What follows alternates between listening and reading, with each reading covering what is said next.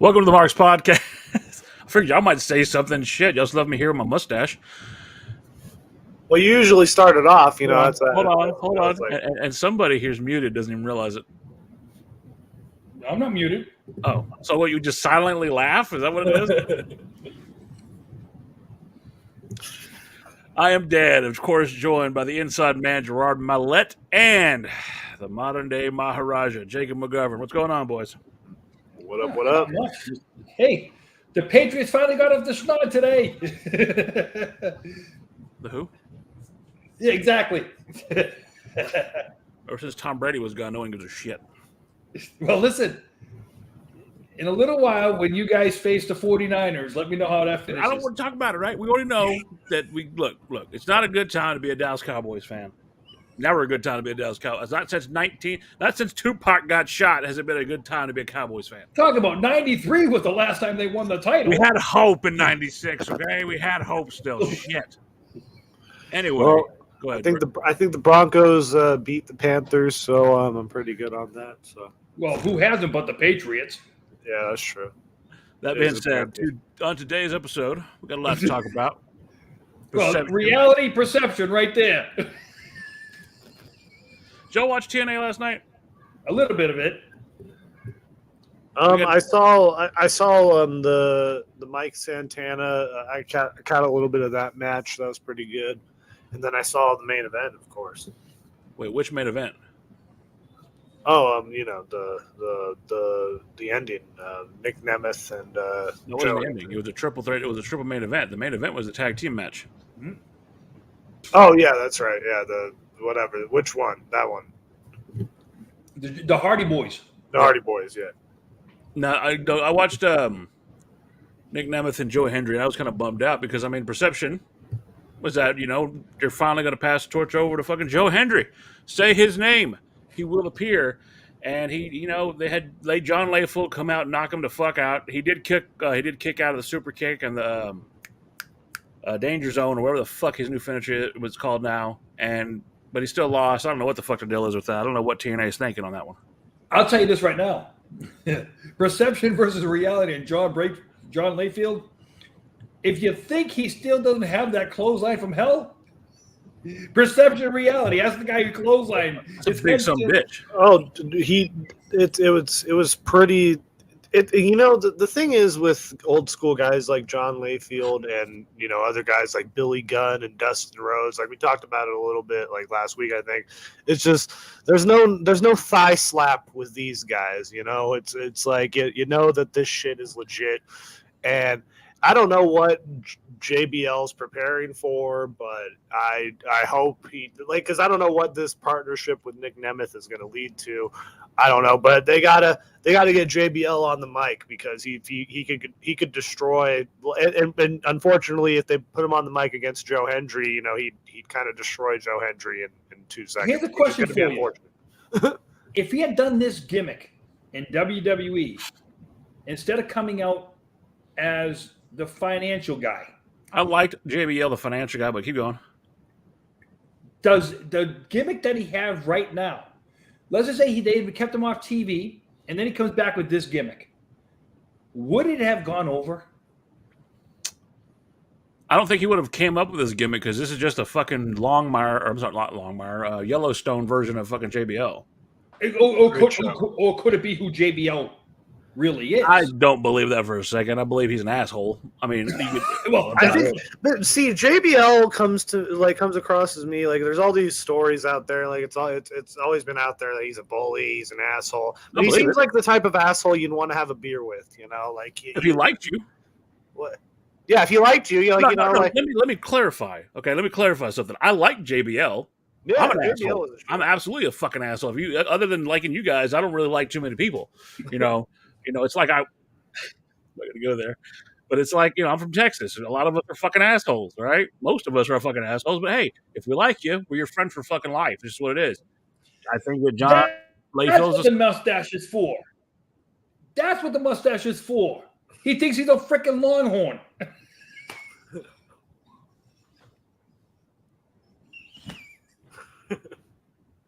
Yeah, no, but to Gerard's point, I think JBL with this current gimmick, I don't think it gets over at the time of the JBL gimmick because essentially, it would have been just kind of another knockoff of him being Bradshaw essentially at that Blackjack. time. And essentially that's what that would be like. That's okay. I love the financial JBL. Like hell, him trying to catch Mexicans going over the border is still one of the funniest segments of all time. I don't care what anyone says, and I'm half Mexican, so I can say this shit. No, you can't.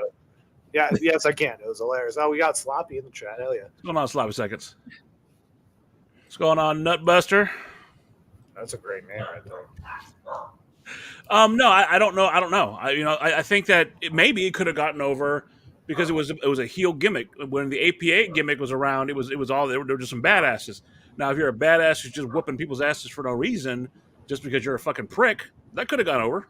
I think JBL could have gotten it over just because he's a great talent. I think it probably could have gotten over. Well, you made a comment, Jacob, about fucking slapping that leg.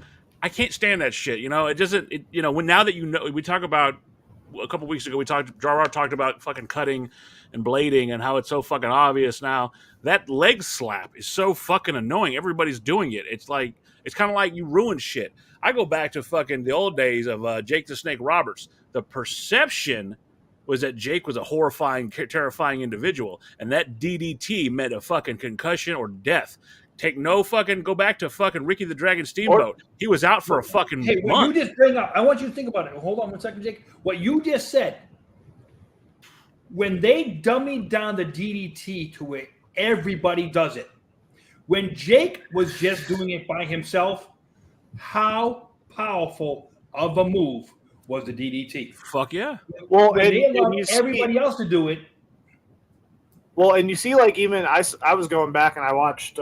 They were doing a segment with they did a throwback with the DDT to Ricky Steamboat onto the concrete floor, and all the comments were I remember I was a kid and I thought he killed Steamboat right then and there, and it's just all you don't have that believability anymore. And see, and then so we go back to someone like Raven, who y'all know how much I'm high on the horse when it comes to Raven, but Raven tried to bring it back, and he would say, "Oh, other people use the DDT, but nobody does it like I do it. No one trajects their body and falls the way I do. My DDT is lethal. My DDT could kill." He was getting that move back over. But again, it's like the power bomb. How the fuck is Kevin Owens supposed to use the pop-up power bomb when fucking everybody and their mama uses a fucking... Rey Mysterio is using a power bomb. What the fuck are you supposed to do with that? Here's my thing about that when it comes to Rey Mysterio. If he's using a power bomb, okay, the legitimacy of everybody else's powerbomb goes away. Because here you have a guy who might be 5'5", so he's throwing you up in the air, where a guy who 6'5" and power bombs you, you don't get up from. But a guy who's 5'5" power bombs you, and you still don't get up from. Yeah. Hello. It's so go back to Kevin Nash's when he did it to Big Show, the ugliest power bomb of all time. Well, the thing that made his different is it looked like an actual truck jackknifing. That's why I think he got other than the ring name Diesel, but he had that curvature to it, which made it different. It wasn't just straight down. It was to the side, and he threw your ass. Same thing with the Undertaker's last ride, too. So. That was a sidewalk slam. I'm talking about with Diesel, flip you up, and boom. No, that's what I'm saying. He did that with the Big Show because he was so big. But if you watch the early Diesel matches, when he had you up, he had you in the air and threw their asses. Yeah. That looked like a fucking jet. That looked like it broke necks. And that's what made, and being a 7-foot fucking monster. And people don't look, everybody says he's tall, but people don't go back and look. Kevin Nash, as we know, in WWE was a beefy son of a bitch. When he was in fucking WCW, beefy big guy. No better look than when he did WrestleMania with Taker. Was it WrestleMania? Yeah, WrestleMania with Taker. But his last WrestleMania there, he towered over Taker. He made Taker look small. And so Taker's a big guy too. Not a lot of people really realize how big Taker is. There was a difference. The reason why he made Taker look small wasn't because of height-wise. build. Nash had the girth. Yeah, he was a big boy. And not knocking Taker. Taker's a big guy too, but Nash was just. Speaking of Taker, like you talked about power bombs, like when Taker brought in the last ride, like that's one of the best power bombs ever. It's like that. What made his really nice is that he went straight up. Yeah, he would grab the belts, their tights, and lift them up, giving that extra fucking pop, and then drop you right back down. And unfortunately, another thing that Tony Khan fucked up, they were getting it over with Wardlow. They had something with that power bomb symphony thing he would do. They had something there, and then Wardlow went to the Wolves. Well, I'm glad you said that. That's one thing I'm okay with too. If somebody's going to use your finish, hey, look, it's fine. I understand. There's not enough finishers in the world, but add something to it. Bring something to it. The Powerbomb Symphony, that was good. The last ride, the jackknife we're talking about. A perfect example. Diamond Dallas Page had one of the greatest finishers of all time. Who's not going to say that the Diamond Cutter wasn't? He could hit it from anywhere. It was fucking sexy as shit when he did it right. Go back to Halloween Havoc. Speaking of which, I hope y'all are enjoying watching this in the replay if y'all are watching Halloween Havoc now. But when he hit that Diamond Cutter on Goldberg, they thought it was over. Now let's transition to the 2000s. Randy Orton and the fucking RKO, it was nothing but a fucking Diamond Cutter, but it was extended and it was sexy. It looked good. It looked like it took the guy down. Think about it like this, guys. Hogan's finishing move right now is used by one other person sometimes, Nia Jax, which she dropped the leg bar. How often here's one. And you know what? Somebody's getting into using the perfect plex, which is a travesty. Okay? Because it's not perfect when they do it. Correct. Nobody uses the shake, rattle, and roll any though. Why the fuck would they do that? That's why I wore the shirt for that, just because I knew you were going to say that. So, and when we go down that road and stuff like that, talk about the old finishers versus today, the perception back then was nobody touches each other's finish because then it destroys the finish. Yeah. Where today, all they do is change the name of it. Oh, we can use it because we're just changing the name. You go back and watch Jimmy Uso versus Jey Uso at WrestleMania this past year, and how many times they super kicked each other in that match. Gentleman Chris Adams, I'm sorry, I think we can go back. He was the first guy to hit that fucking finisher, right? The super kick. Gentleman Chris Adams, among others. Kick. Well, he made it his own, right? But Gentleman Chris Adams hit that fucking super kick. Hold on. Got a question here? Boom. Would you say the stunner was kind of ruined when Kevin Owens started using it? I'll say no for one reason. Austin okayed it. He did, but I disagree with you, no, Buster. And the reason why I disagree with you is because Owens hits it in a way that it is different. Like he looks like he puts weight on it. Like he moves better with it. I'm not. And to be fair, like not a lot of people use stunners. Like when no one else was really busting out the stunner. That's all it is. And to be fair, Steve Austin stole that from Mikey Whipwreck in ECW because Mikey Whipwreck had the whippersnapper. But the RKO ain't not more than a version of the Diamond Cutter.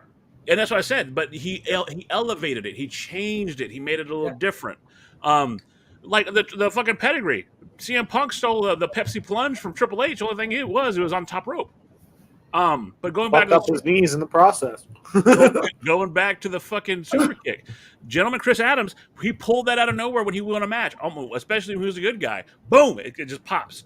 The person that elevated that to the next level for me, I'm not the biggest Shawn Michaels fan, but Shawn Michaels made it his own. Sweet chin music, tuning up the band. He hit a hell of a fucking kick.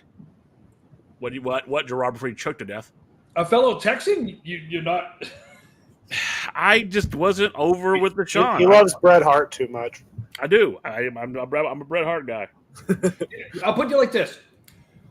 Take away the different personalities, the in-ring wrestling ability of both those guys, you can't...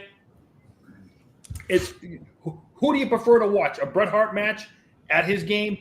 Shawn Michaels match at his game, a Mr. Perfect match at his game, a Ted DiBiase Booger. Hey, perception and reality, dude. Perception is he's a nasty, dirty son of a bitch. Reality, he's a nasty, dirty son of a bitch. Next, you got to be telling me you enjoyed watching The Goon too. Oh, yeah, no, great. he wouldn't My lie. But he favorite. was Have you seen the interview with Goon and Hannibal where he's just totally drunk and then Hannibal gets pissed off at him at the end? He's like, "You're fucking drunk." Now back to the Shawn Michaels. I don't dislike Shawn Michaels. Shawn Michaels was responsible for one of my favorite matches of all time. It was WrestleMania, I want to say 22 or 21. Kurt Angle versus Shawn Michaels. What a fucking match! It's an all-time great. It's fucking watching those guys go. And then they had that series after that. They had a great storyline of behind Kurt Angle hating his guts because in 1996 I won the Olympics with a broken freaking neck. Thank you, Nutbuster. I won the Olympics with a broken freaking neck, and all I can hear about is this guy who had a 1-hour classic with Bret Hart at WrestleMania. And that's why he couldn't stand Shawn Michaels. And it was a great fucking match. Two technical savants, two different styles of wrestling where you have, someone like Kurt Angle who's a more grounded, catch-as-can-cut type wrestler. Shawn Michaels is your aerial guy, and they were able to bring something together that was just instant class. Here you guys go, too, is perception and reality. Perception. Okay, now, I'm totally talking about the wrestling business only, people. Chris Benoit was a dick. Reality, in ring. I don't know if there's 3 other guys that when he was in the ring in wrestling, I enjoyed more watching than Benoit. Yeah. When he was in the ring, now, like I said, to me, what he did and how you want to go about doing it. Let's just say Pete Rose, and to put it to like. What he did for the business of baseball. Benoit did that basically for the business of wrestling when he was wrestling. His out of baseball stuff can never be, his out of wrestling stuff can never, ever. He was a coward for the moves that he did. Why? What happened? You're fucking hilarious. You're fucking dick. He was a coward for the moves that he did, but his in-ring work should never be taken away. And and the sad part is because of what he did outside of the business, his in-ring work gets taken away. And I'm glad. Okay, so you and I have had this argument over and over, Gerard. You and I have talked about perception versus reality, in ring and out. And I'm glad you're good. You're getting better at bringing that shit back. But what I'm saying is, you and I have different opinions on Vince McMahon, and I will say this: Vince McMahon has never, in any way, shape, or form, been convicted of any kind of crime. But public opinion in the court of the public, he's a piece of shit. Where do you draw that line? And what is more important? Because the perception is he's a fucking piece of shit. People can't stand his ass. Reality is the guy's never been convicted of a crime. No one can say that he's done anything wrong because according to the law, he hasn't done. You know what the perception reality is? Everybody in the wrestling business, the way they look at Vince McMahon, exactly what you just said. But if they saw the man walking down the street, what would they want to do? Go over and probably shake his hand and say thank you. I was about to say, buy him a beer. Think about it. It'd be like the politician you hate the worst. But if you met him and got to talk to him, it's like, how many that's a good example too. Politicians who you couldn't stand, but you said, you know what, I could probably sit and have a beer with that guy. And the sad part about that is in the wrestling business, perception versus reality. The perception is everybody with a freaking microphone can do this stuff. Everybody can do this stuff with a microphone. Especially people never taken a bump in the ring. Never taken the perception is, but because they never taken a bump in the ring, they can talk about stuff that happens in the wrestling business. Okay? And no, Buster, I don't know if they'd go that far. Just make sure he doesn't have any baby oil in him. What the fuck? Hey, no, you got Michael Nakazawa. Take away from that for one quick second. I was watching the show called OP Live last night, and they asked the cop the cop asked the guy what his name was. The guy said Diddy, and the cop said, "I don't think you want to be using that name right now." Well, and again, I agree with what you said. Not everybody has that conviction. Me, and you know this, I've spoken to you candidly off air. I wouldn't have a beer with the guy. but I've done enough personal research that watching his interviews and seeing him as a person, I don't need his autograph. Now, I'll put something out there that some people know and some people don't. And I'll make it very clear. On my calf, I have a tattoo of Vince McMahon. No bullshit. No lie. No. This is not a gimmick. This is not me making some shit up. Some guys know about it. As far as YouTube, it's that photo of him like this doing the devil horns. And I'll go as far as to say this is why I take the Vince McMahon stuff so personally. And maybe I shouldn't. And I'm sure you're pretty sure you can give me an honest opinion on this. I'll be the first to say that I did not have the greatest childhood growing up. If you talking about fucking bad shit happening as far as like parents, things like that, I could write a fucking memoir on this shit. But the one time, or the times that it was good, is when we had wrestling on. And you and I have talked about this, Gerard. Wrestling brings families together. It really does. Wrestling is as American as fucking apple pie. When you're a family and you're watching wrestling, you're sitting down. Your dad's saying, "Doesn't that look cool?" Your mom's like, "Look at that big guy." You know, you're having a great time. Wrestling did that for me. And as a kid, I grew up with those memories. And the reason why, Vincent Kennedy McMahon. Well, now, and to be fair to you, and so people can not take what you just said so personally, say, "Oh, he's a piece of shit." It's because of the project. Just so people can understand, it's the project that he put on, and the product that he put on, he allowed the guys who he could. Okay, I appreciate that, Nutbuster. Yeah, the Vince McMahon himself probably didn't do nothing to make you feel that way, but the product he put on. No, but again, let me clarify that. It wasn't the product he put on. So, we did the documentary on Vince a while back, came out, talked about all the scandals that were involved as far as like Ashley Mazzaro and some of the other stuff. And I just got a whole different take on the man. And, and it wasn't just the allegations. It's the stuff he actually did. Like, if you look it up, and he's confessed to it. And as a human being, I'm not a fan of him. So I know you said that would you have a beer with Vince McMahon? I'm somebody who sticks by his convictions. I think you two know me well enough to know that I couldn't drink a beer with the guy. No, I'm saying most of the people. I'd be worried about. I'd be worried most of the people who slam him. But again, for me to say that nobody should do that, I don't carry my dislike of the man over to anybody else. Look, Gerard, me and you are friends, and you like the guy, fine. I don't have an issue with that. That's your business, Wait a minute. I didn't say I liked him. Because, like I said, what he's done in his private life can make you have if you can put the difference between his private life and what he's done professionally. Professionally, I'm pretty sure all of us have enjoyed the product he's allowed to put on television. Professionally, greatest promoter in wrestling fucking history, hands down. There's no argument. There's no bringing it to the table. Nobody in the history of professional wrestling has done what Vincent Kennedy's man has done for the fucking professional wrestling business. Now we go to the private side. The private side. Yeah. Now we can go to the private side of that. The private side is this. Okay? He could be the worst person you probably ever met in your life, and you don't want nothing to do with him. But that does. Hey, you don't have to be around somebody like that. No.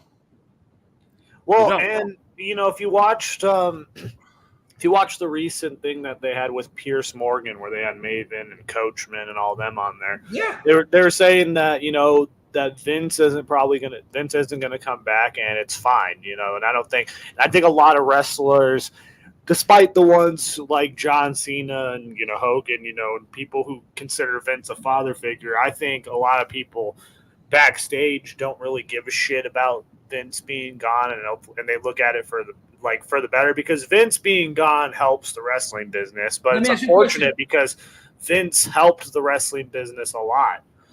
And here's a question for you, Jacob. If you had a vote, Dan, would you vote for Vince McMahon into the WWE Hall of Fame? I think at this time, no. At this point in time, but I mean, I think unequivocally, yeah. I think down the road, it just depends on how the lawsuit. I got to disagree with you, Jacob, and here's why. Like, and it's fucked up because we're going to go back to reality and the perception of things. If nothing had come out, if we knew nothing about his personal life, He is a first ballot Hall of Fame worthy guy. He is completely deserving of every You can build accolade. a building with his name on it. Vince McMahon Hall of Fame. But because his personal actions, which again goes back to his own doing, he made the decisions to do the things in his personal life. And I know that it goes back to the argument about celebrities. Do celebrities have a private life? No, you don't. And I'm sorry to say that, but you chose a career and you became good at something will put you into the public purview. Because you're in the I public, think like there's exceptions to that, like when people like have shit leaked out, like with like the Page situation, that's or fine. like shit like that. That's what I'm saying. I agree with you, yeah, and especially because to put a point on that, this shit happened in later, like this is later Vince. You know, it wasn't like we're talking about like 80s Vince McMahon. We Like, don't know that. So now, but that's what I'm saying. That's the stuff we don't know. But this lawsuit is about basically recent stuff. Well, and even going to that, we're talking about going back to the Jimmy Snuka stuff, whatever that, all the other stuff. What I'm saying is, as a celebrity, do you other than shit like if I'm a celebrity and someone gets a photo of me taking a shit, congratulations. I'm sorry I just ruined your life with that photo, but that's not my fault. I'm taking a fucking shit in my own personal toilet. Yeah, now if I go out and I do a fucking, I'm taking a shit in a bush in the middle of Times Square, and you got a photo of me. Well, that's my fault. I decided to take a shit in a fucking bush in the middle of Times Square. There's two different. You and everybody else, though. I would be privileged, honestly, if someone tried to take a picture of me taking a shit. Like that'd be cool for me. I'd be like, damn, I feel like I'm really a celebrity at this point. Okay, we got a response. That's just me, though. Vince shouldn't be in the Hall of Fame if all these allegations that he's in trouble for right now are true. Listen, I just said I don't think he's ever going to be in the Hall of Fame, like realistically. But if it were my Hall of Fame, I'd induct him. I don't care. Listen, man, they they have Jimmy Snuka in the Hall of Fame. They have again, Scott with the Hall. Jimmy Snuka stuff that he eventually got convicted for. Well, I'm sorry, he didn't get convicted. He was not mentally of sound mind to go to court. But the stuff came out after he was already in the Hall of Fame. Yeah. Well, no, it wasn't. But that shit was already known, though. Like people knew about that shit back then. It's just they got covered up. That's listen. Reality and perception. I don't give a shit. I love Cornette. I love Cornette. I don't give a shit what he believes. I liked Cornette. I liked Cornette for the longest fucking time, but like when he started fucking crossing the line where he's trying to look, you can have your political beliefs. Everybody knows I'm a conservative, whatever. I've been called Uncle Juan plenty of times. Now he's just trolling in the chat with that comment. Now he's just trolling in the chat. Come on, man. Hold on. Yeah, now he hates Moxley. Perception versus reality. Who's better? Hey, we need to take a poll. Moxley versus Jinder. Moxley is the best drinker of the Shield members. I'll give him that one. Moxley was the best of all of them. He could talk better than Reigns. He could talk better than fucking. He could talk better. He could talk better than that. And he had better matches. I loved his brawling style. You know the one thing I don't like about Moxley when he comes to his interviews? Can he bring you into that feeling? Like right now, the way Reigns is doing it, Reigns can bring you into it. He can bring you into the story. Seth right now can almost bring you into it. Can Moxley, when Moxley talks right now, I know you two fucking boomers over here and fucking the little baby over here have no idea what goes on in AEW, but the character that he's playing right now in AEW, it's great. It's beautiful. Jacob, fucking sarcasm noted. Listen, you're talking about a guy who grew up actually watching Jake the Snake, not reruns of Jake the Snake.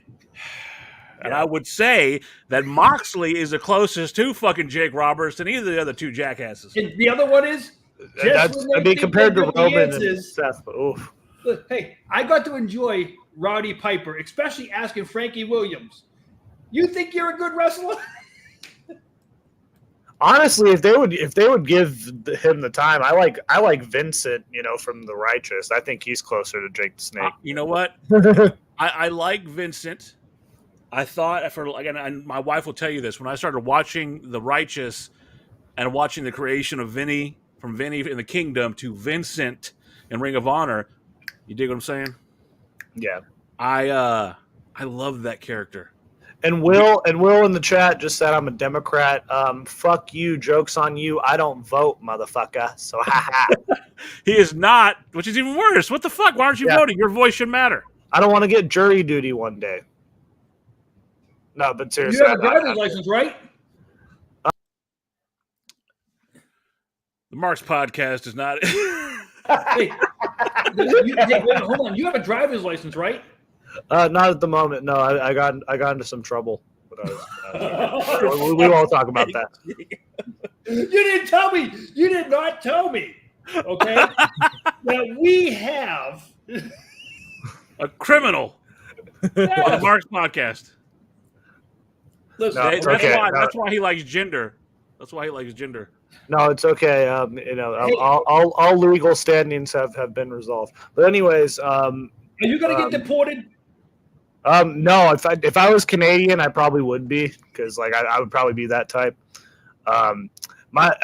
Honestly, if we're gonna get political for a second, because Will had to bring it up, I don't want to vote because I do not care about politics. But you should. I should, but I just don't, because I don't like politicians at all. Look, I'm not saying either choice. I like Matt Morgan. Matt Morgan seems like a cool politician. The Blueprint from TNA. I'm just like, shit. He's a mayor somewhere. Shit, that'd be cool. Well, it's gonna be Kane. Yeah, it's got to be Kane. But no, Moxley has been a train wreck since after he came back. I've been upset with the way that AEW has been going. I am the resident AEW fan here. You got to have one, right? 1 in 3 people are AEW fans. That's an accurate statistic. I'll give you that. What was that, Gerard? By their attendance, it shows. Yeah, I was about to say that was pretty accurate as a statistic, but I wouldn't call myself not an AEW fan. You're just not a Tony Khan or the Young Bucks. Or I don't like the Bucks. I don't like Tony Khan. I don't like Aubrey Edwards. I don't like the presentation of their show. I don't like how they booked their show. I don't like Hangman Adam Page's face. I don't like. I don't know. I could go on. But, so you're telling me if they hire Jinder Mahal, you're not watching?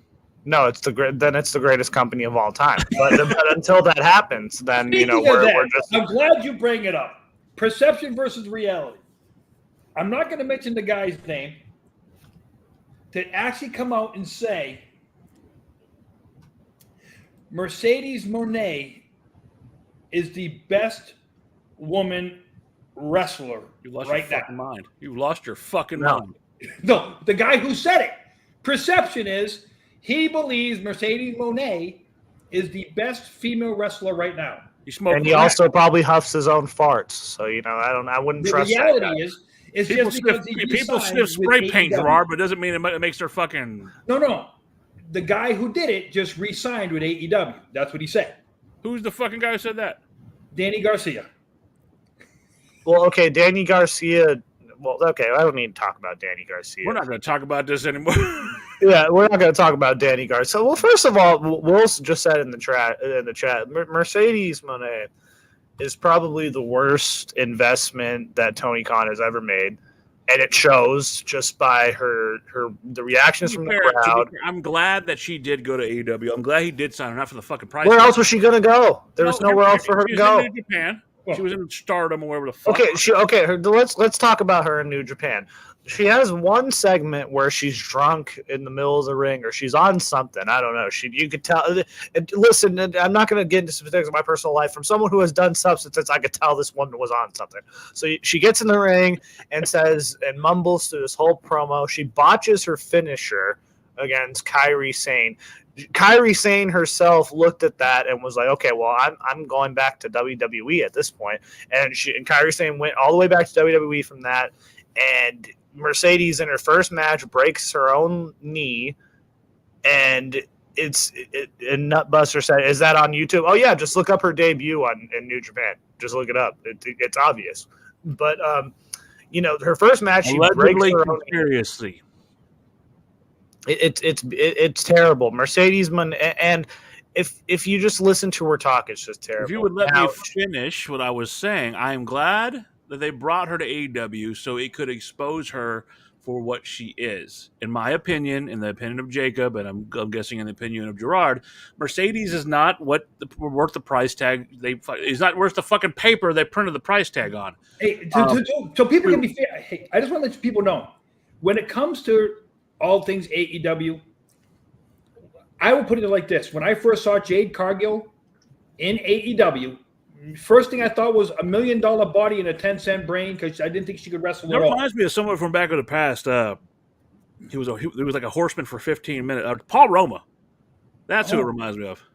Well, another guy, $1 million body and a 10-cent brain. Okay? And he thinks he has the right now to tell people who they can, who they can't. Hey, all these people in the chats and stuff like that, only former professional wrestlers are good at this. Listen, I don't care if you're from a post in Canada, okay, living in a senior community in the panhandle of Texas, filling potholes out in California, or messing around with the Pharaohs out in New York.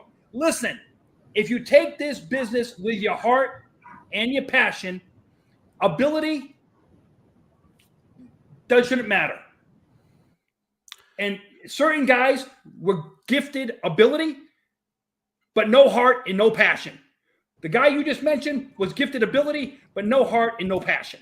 Ability, my ass. He had you said he had $1 million body, 10-cent fucking brain. What kills me is there are guys here who were not born with the gifts of a fucking Paul Roma. Perfect example. I think Darby Allin has more heart than anybody I've ever seen in wrestling in the last 10 years. The guy puts his body on the line.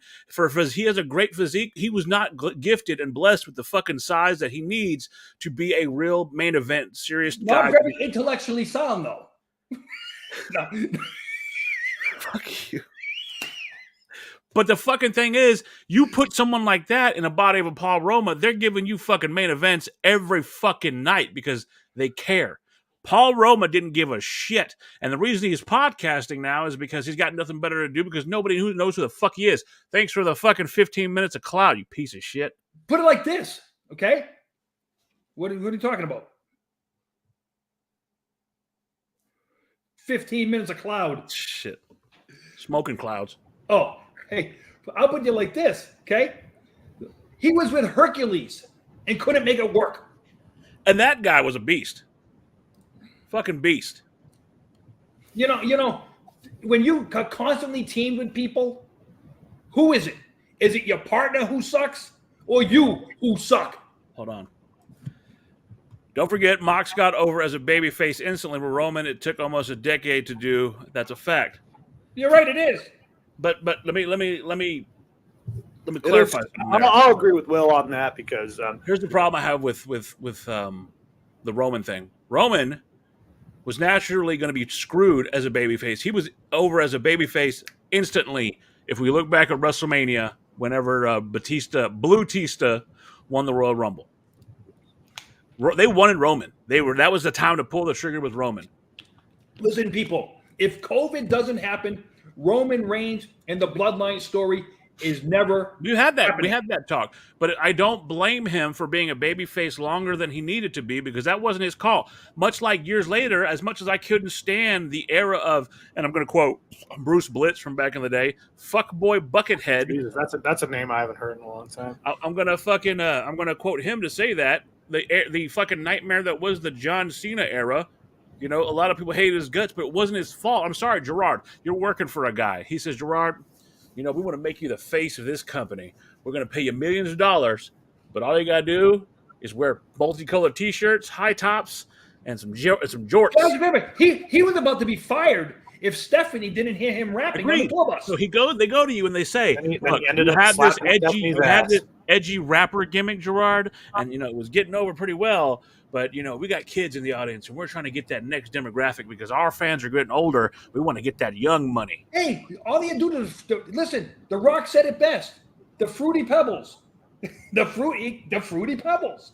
And you know what? I mean, there was a lot of shirts back then. As a kid during that era, I had a lot of those shirts, so I can't really. And that's what. Listen, 2016 Roman was like shoved down our throats. Absolutely, I agree with that. And I'll put it like this for that comment right Oh, there. to go back to sorry to interrupt. To go back to Nutbuster, one of Nutbuster's comments. I don't know if Mercedes was actually drunk during that. I'm just speculating, but We said allegedly conspiracy.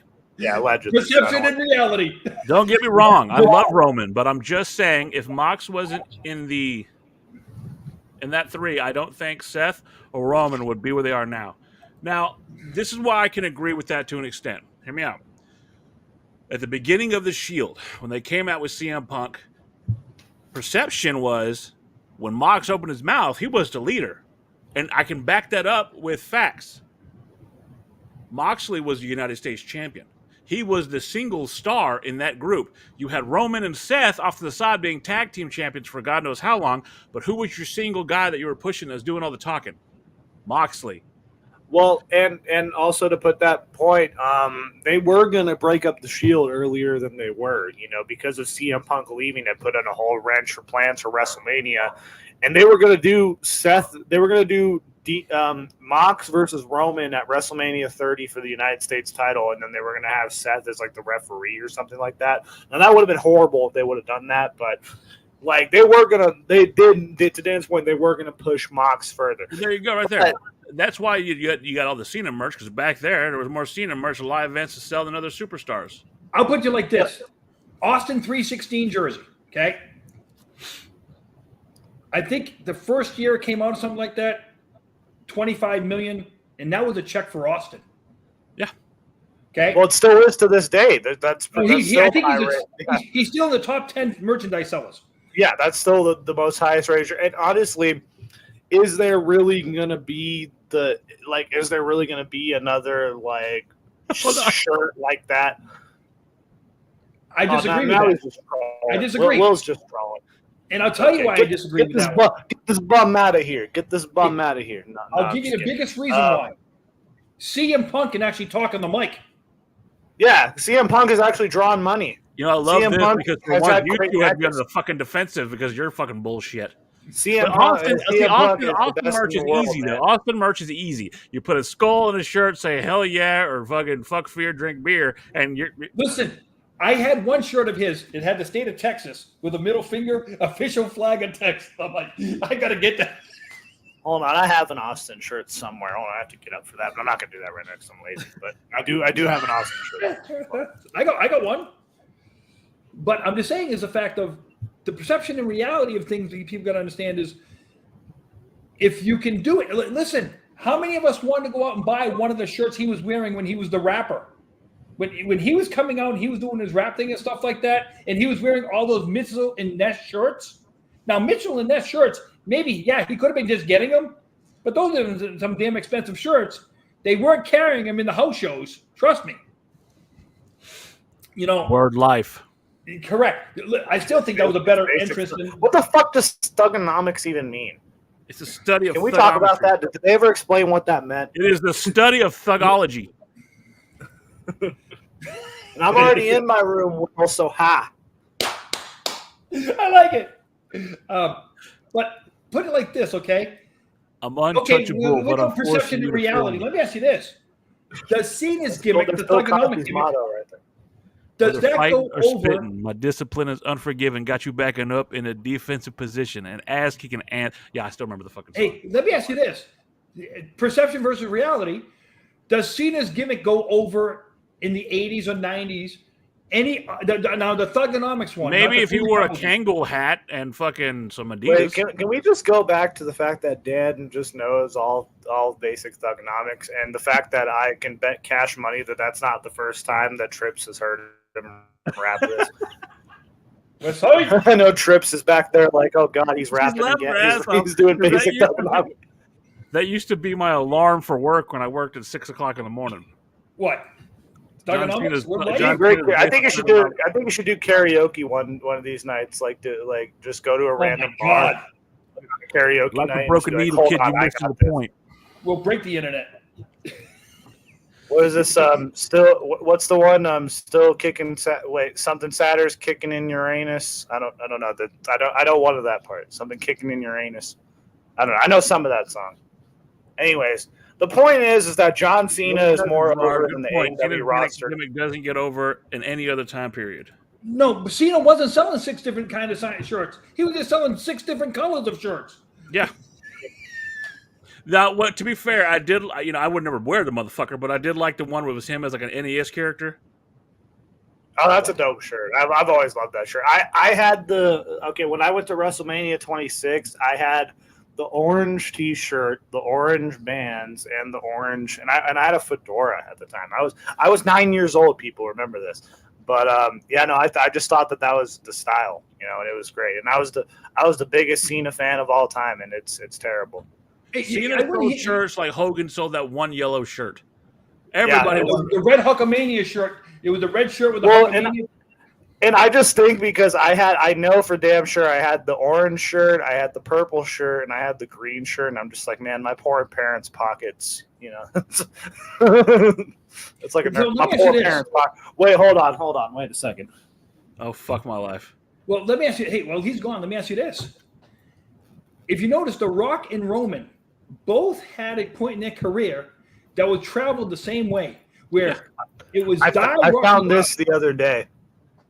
You can't see me, dude. I wore that shit. You're giving me shit for knowing lyrics to a song. You're walking around with a "You can't see me." Hey, I wore that shit. I wore that shit to school in 4th grade, bro, all the time. See, this Gerard, this is what wrestling turned into. We're hoping to get it back. No, but think about that. So when Rocky came out, and he was out for about 6 months, before people started chanting "Die Rock Die." Yeah. Roman, just before COVID hit, was almost on that same level of die Roman die. Yeah. And you notice, it's with that feeling. Putting it on. He's fucking putting it on. Oh, I'm like, does this shit even fit? I haven't. This is gonna be a bitch to get off. I already know. Well, now you got to wear it every fucking show. Oh yeah, no.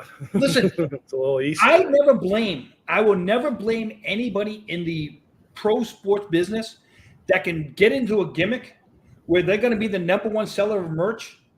Okay, if you can have your shirt out there and it's the #1 seller, who's at fault at the performers or the fans buying it?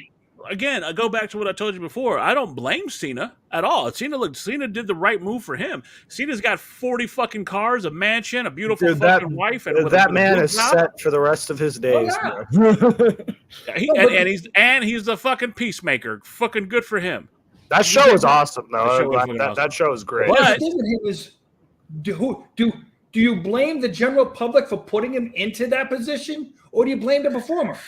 I don't blame anyone for that. I think he made his money and he was. No, but that's the thing. Going back again, so the perception was he's a piece of shit because he's in this gimmick, but the guy could wrestle. If you go back and look at his original stuff, when he went up against the Big Show, when he had the fucking big ass Adidas looking fucking shoes, wrestling boots. No, he had the Reebok pumps. No, I'm talking before that. Before he had the Reebok pumps, he had the big ass fucking Adidas looking shoes with the fucking they were wrestling shoes. The guy had move. He could fucking wrestle. He wasn't the 5 move of doom guy. Contrary. Kind of like we talked about Hogan last week. Yep. When he became the real American, but when he was in AEW, or not AEW, when he was in AWA, he's banned from AEW. He could fucking wrestle. When he was in fucking New Japan, Hogan could fucking wrestle as a monster heel. He became real American. He had 3 fucking moves. But here's the funny part is that song, Perception Reality. That song was actually from Mike Rotundo and Barry Windham. Yeah.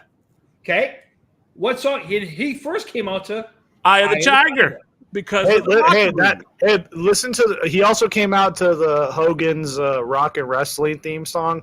That song kicks ass. I'm just saying. I'm just throwing that out there. Did you ever actually see the show? Oh yeah, no, they put it on the I remember this. They put it on the WWE Network for like a minute, and then this is when the Hogan controversy came out.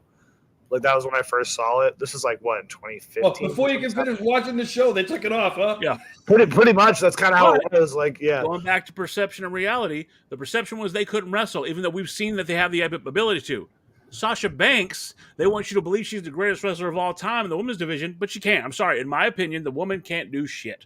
I don't think, and here's the thing, like, I think Tony Khan and she wants people to believe that, but I don't think anyone else really thinks that, and it's unfortunate because she's shoved down. Like even if you watch AEW, it's like really like this is what we're going with, and we got her talking about crystals, and it's terrible. Would you say most of the different color shirts were bought by kids and virgin adults? Here's a question for you.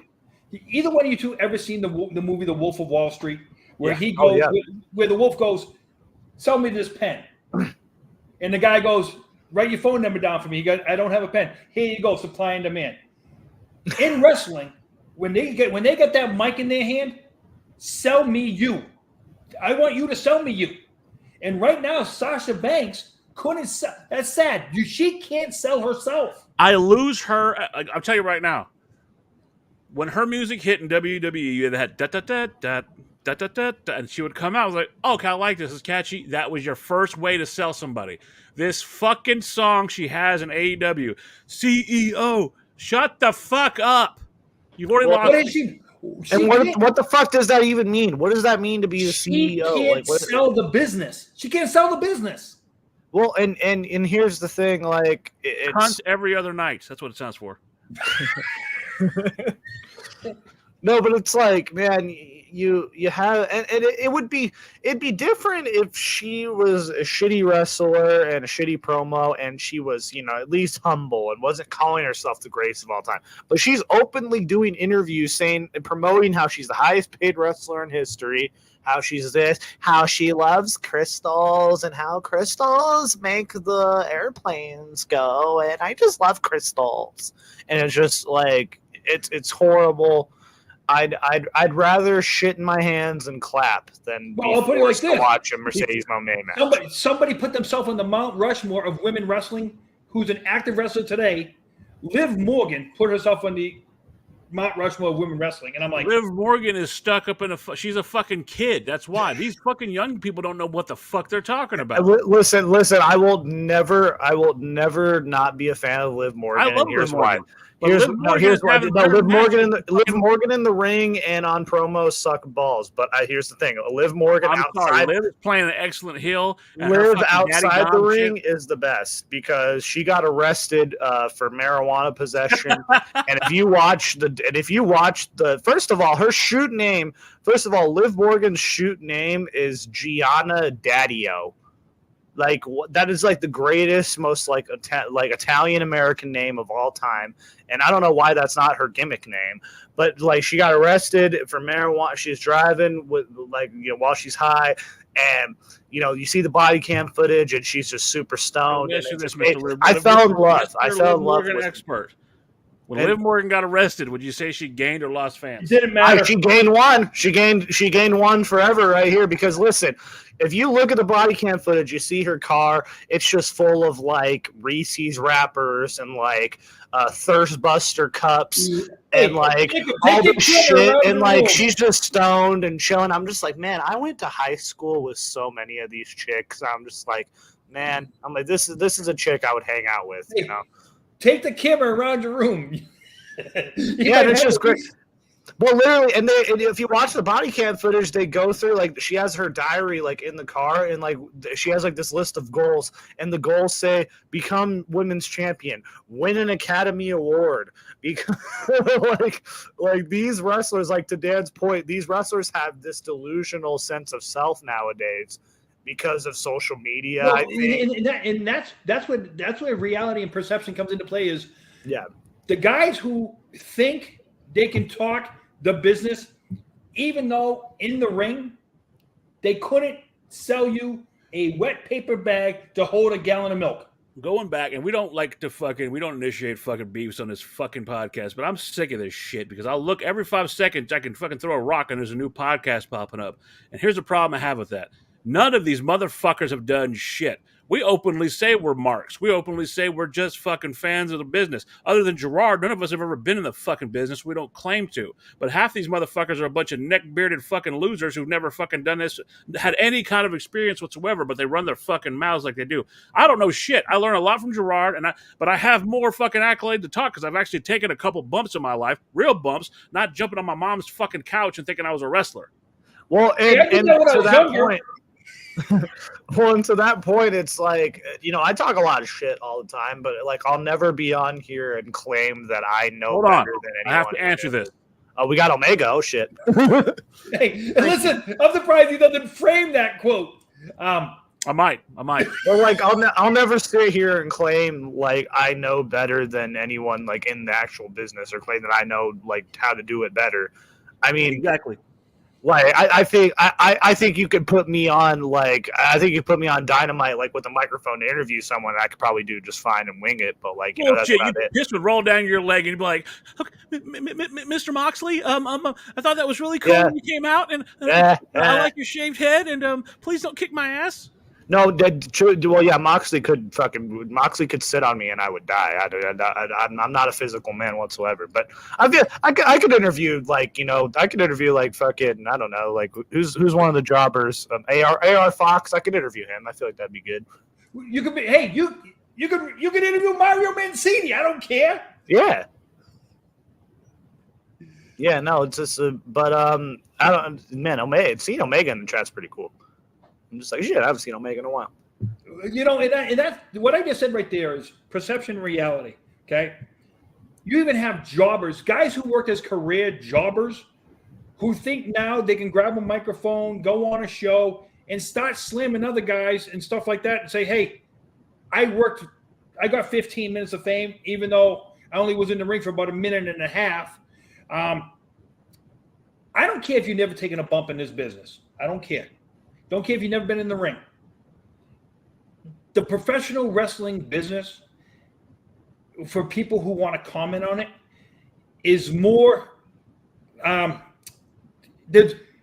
should be able to give more because of what you put through. Now, if you've been watching wrestling for a week and then decide to watch a podcast, I would say go back and learn the business a little bit more.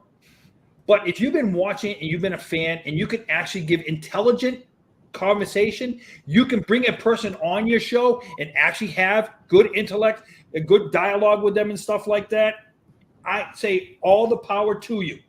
It's, we've all probably watched a talk show where they've had the person on and both the interviewer and the interviewee came across as bumbling, stumbling idiots because they just couldn't do it in front of each other. So when the perception is all professional, anybody who ever worked in the professional wrestling industry can do one of these shows, I say bullshit. Because the reality is, for every 100 that come on the air with ex-wrestlers, 3 of them might last.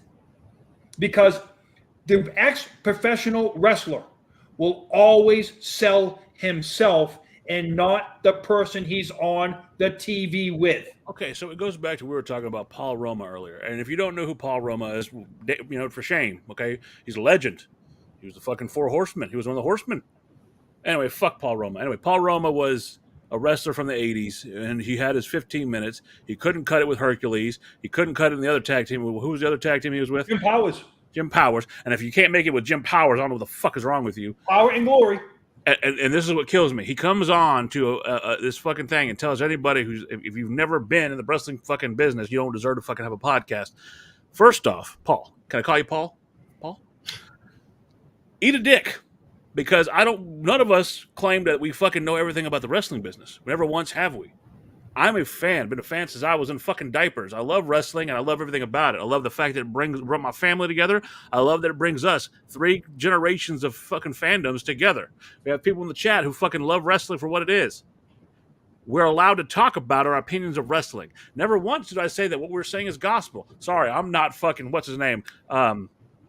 David Meltzler, who thinks that just because I put a fucking star number on some shit that it's fucking God's truth. That's another thing that gets on my fucking nerves. Because one guy thinks something's 5-star, makes it 5-star. Sorry, a lot of the matches that he likes, I can't stand. It is what it is, and fuck him for anybody else for fucking trying to tell me otherwise.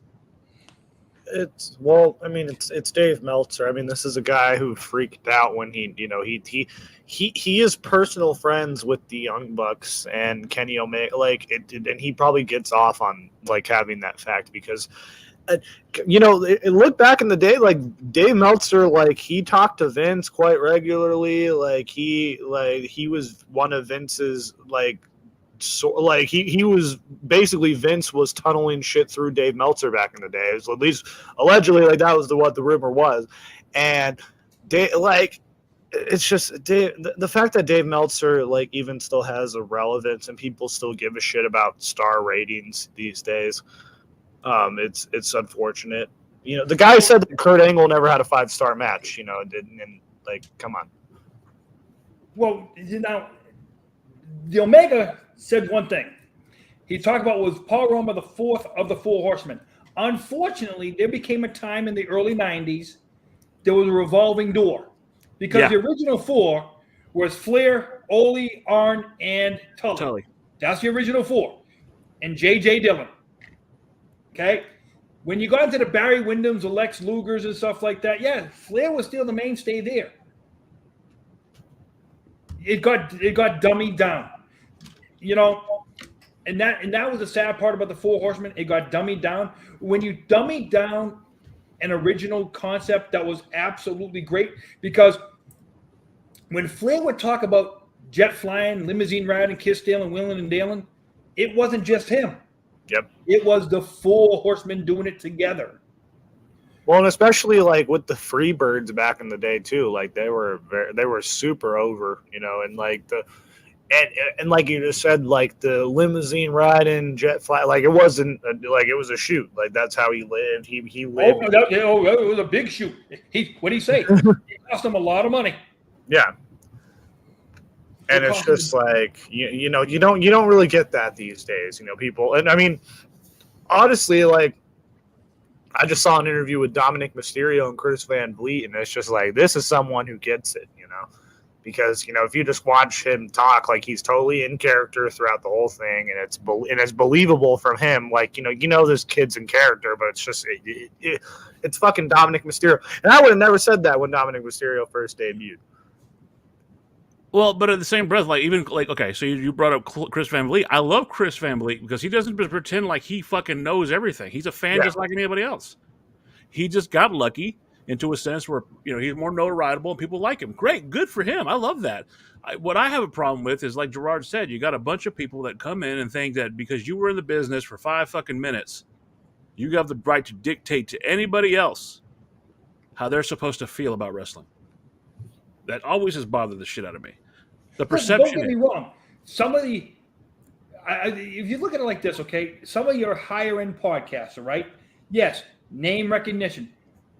If Bruce Pritchard had come out on a podcast as the Brother Love Show, okay, is he as over as he is on his regular show? Or because is the only reason why he's in there is because he's a behind-the-scenes guy, active behind-the-scene guy. You know, another one I can give to you. Listen, I'll give him all the credit in the world sometimes on his podcast. What he did to end WCW, he was a jamoke all the way. And Vince Russo, sorry to tell you, buddy, the way you killed WCW, it ended your legacy because what you thought you had in WWF and you went over with you and Ed Ferreira going to WCW, what you guys allowed that company to do, take away the financial aspect of Ted Turner. It was outside sources, bro. Outside sources brought WCW. So I'm glad you brought up. I'm glad you brought up Vince Russo because I've always wanted to talk about Vince Russo, and I think people get the wrong misconception as far as that. I don't hate Vince Russo. I'm not a fan of his booking style. And if you look at anything Vince did, it was either on a pole or something awkward. You know, I go back and I agree with the fucking idea that Vince needed a governor. What made Vince great was that he had Vince McMahon to filter all his ideas. And when he went to WCW, they couldn't tell him, no, fucker, we don't want it on a pole. All right, get the Viagra off. Judy Bagwell doesn't need to be on a scaffold, whatever. Perfect example of that is if you go into the beginnings of TNA wrestling, all right? One of the first matches, you had a guy named Cheeks. And the reason he was called Cheeks is because his ass looked like a fucking planet. It was horrible. He had fucking tights that rolled right up his ass. His ass was so big, they snapped the ring ropes. Oh, Nia Jax. They had, no, his ass was the size of 2 Nia Jaxes. I'm not even kidding. I'm not even bigger than Rikishi? No. Yeah, it was huge. Yokozuna? Yeah. He was a big brother. He was a big black guy named Cheeks. If you don't believe me, it's on YouTube. Look up fucking TNA Cheeks. Anyway, he also came up with the fucking psycho midget guy. He had the psycho midget come in and do the fucking the reverse battle royal. I mean, his ideas were shit. He also had, what was it? And this is what I hate to bring up. These are one of the reasons I can't stand Vince Russo. When we were doing the research for the videos we've done, we talked about how the storylines of miscarriage were poorly done. They shouldn't have been happening. Terry Runnels was forced to be in a position she didn't want to be in, and they did the miscarriage angle. Right? You remember that? D'Lo Brown, all that. Okay. Just trust me, bro. Vince went back and said, well, you know what was going on, this and that. You're not going to tell me he doesn't like doing that. You know what, Vince, if he would have told me back then he didn't like the gimmick, it was just something that came up, then why the fuck did you do it again in WCW with fucking Torrie Wilson? I mean, he has a sick obsession with fucking shock value, and, not everything has to be straight off the fucking Jerry Springer show. The Jerry Springer show was what it was because you had a wonderful, nice host who put people in crazy situations. There was never this fucking goofy, fucking horrible shit that Vince would put out. And not everything needs to be Howard Sternish either. Yes. Well, and listen, like Vince Russo, like I won't say he hasn't done good stuff like in the wrestling business, but just personally for me, I don't like him because of what he did with Scott Casey Gale. But Vince has done a lot of good, but Vince has I will say that he's had his moments, but he's also done some snaky shit. Just like what you just said is perfect. He had his moments. Yeah, He's living off those. He never talks about the bad shit he's done. For example, I'm not just talking about the old shit. For example, when TNA went and got sold to Anthem, they went on fucking Destination America. Oh, and yeah, I want to say, I don't know if it was Destination America, but Vince Russo sent an email to the head of Destination America saying, you've been sold you bought a bill of goods, sold a bill of goods. This company's trash, but I, Vince Russo, can turn it around for you. Keep me on as a silent consultant, and I'll help you get through this. You're flim-flammed, you were whatever, blah, blah. But the dummy sent it to the wrong fucking person. And not only did Anthem get it, but members of fucking TNA got it. And they were like, what the fuck? So basically, Vince was trying to double deal. They ended up saying, we don't want this shit. They put it on fucking Pop. Who the fuck watches Pop? Well, and that's what got him kicked off of Spike TV in the first place, was because they didn't want Vince Russo working for TNA at all. And Dixie then Carter, he sent a production, like he was emailing Mike Tenay, and he sent it to the wrong person. And he sent it to Mike Johnson, a PW insider. And again, Vince does stupid shit. Now, did he have? He's a dumbass. Absolutely. Well, and here's the thing, man. And I gained a little bit of respect for Vince Russo, bro. When he was talking about the Brawl for All, like when I was watching that, he's just like, and he's just all like, I'm into this, bro. Like I gained a little bit of respect for it. I thought it was funny. But again, okay, Gerard, tell me this: you being fucking behind the scenes with this shit, you weren't there at this point in time. But the Brawl for All, stupidest fucking concept ever. Oh, so stupid. No. I'll put it like this: it was the stupidest concept until Bart Gunn got knocked out by a real boxer. It wasn't a bad concept until they made real 200-something plus men. You ruined Dr. Death Steve Williams. To be fair, Dr. Death wasn't really the best at that point. I don't give a fuck. He was tailor made to go after Steve Austin. That was going to be a money fucking. You and JR are still going to be sad about that. Like I said, I didn't mind it until they put Bart Gunn in with Butterbean. But they punished him. They didn't do that to help Bart Gunn. They did that to punish him. They actually thought he could beat him. Bullshit! Don't give me that. Listen, that wasn't a work. That was an actual fight, and he just got knocked the hell out in 31 seconds. It's Butterbean. Poor Bart Gunn. I think. Listen, you can't put that one up. Well, and it's sad because he got punished essentially for doing his job because they thought Dr. Death was going to knock him out. Now, And then am I glad that Bradshaw got the shit not out of him at the time? Absolutely. He deserved that's another reason why I'm like, all right, Vince Russo kind of, it's he's just funny, like, right? I made that whole tournament for Bradshaw to get knocked out. You know what's funny is this WB Network guy keeps bringing up chaotic wrestling. He keeps bringing it up. Dude, that's where Sasha Banks got her start. Sasha Banks got her start at chaotic wrestling. Well, see, from Will's actually from Boston, right? Like Sasha Banks isn't though. No, to be fair, Sasha Banks claims the place that she was trained because she was trained in Boston. Yeah, but like Actually, North Andover, Massachusetts. Boston is my home state, and I love Boston so Just much. so you It's guys like, know- bitch, you were here for 3 years. Hey, It's like- her gym that she got trained in is actually in North Andover, Massachusetts, which is about 30 miles north of Boston. I actually pass it every day on my way to work. And it's still there. Chaotic wrestling, the training thing is still there. And the guy that trained her, I actually know him too. And how upset is he with what she's turned out? Oh,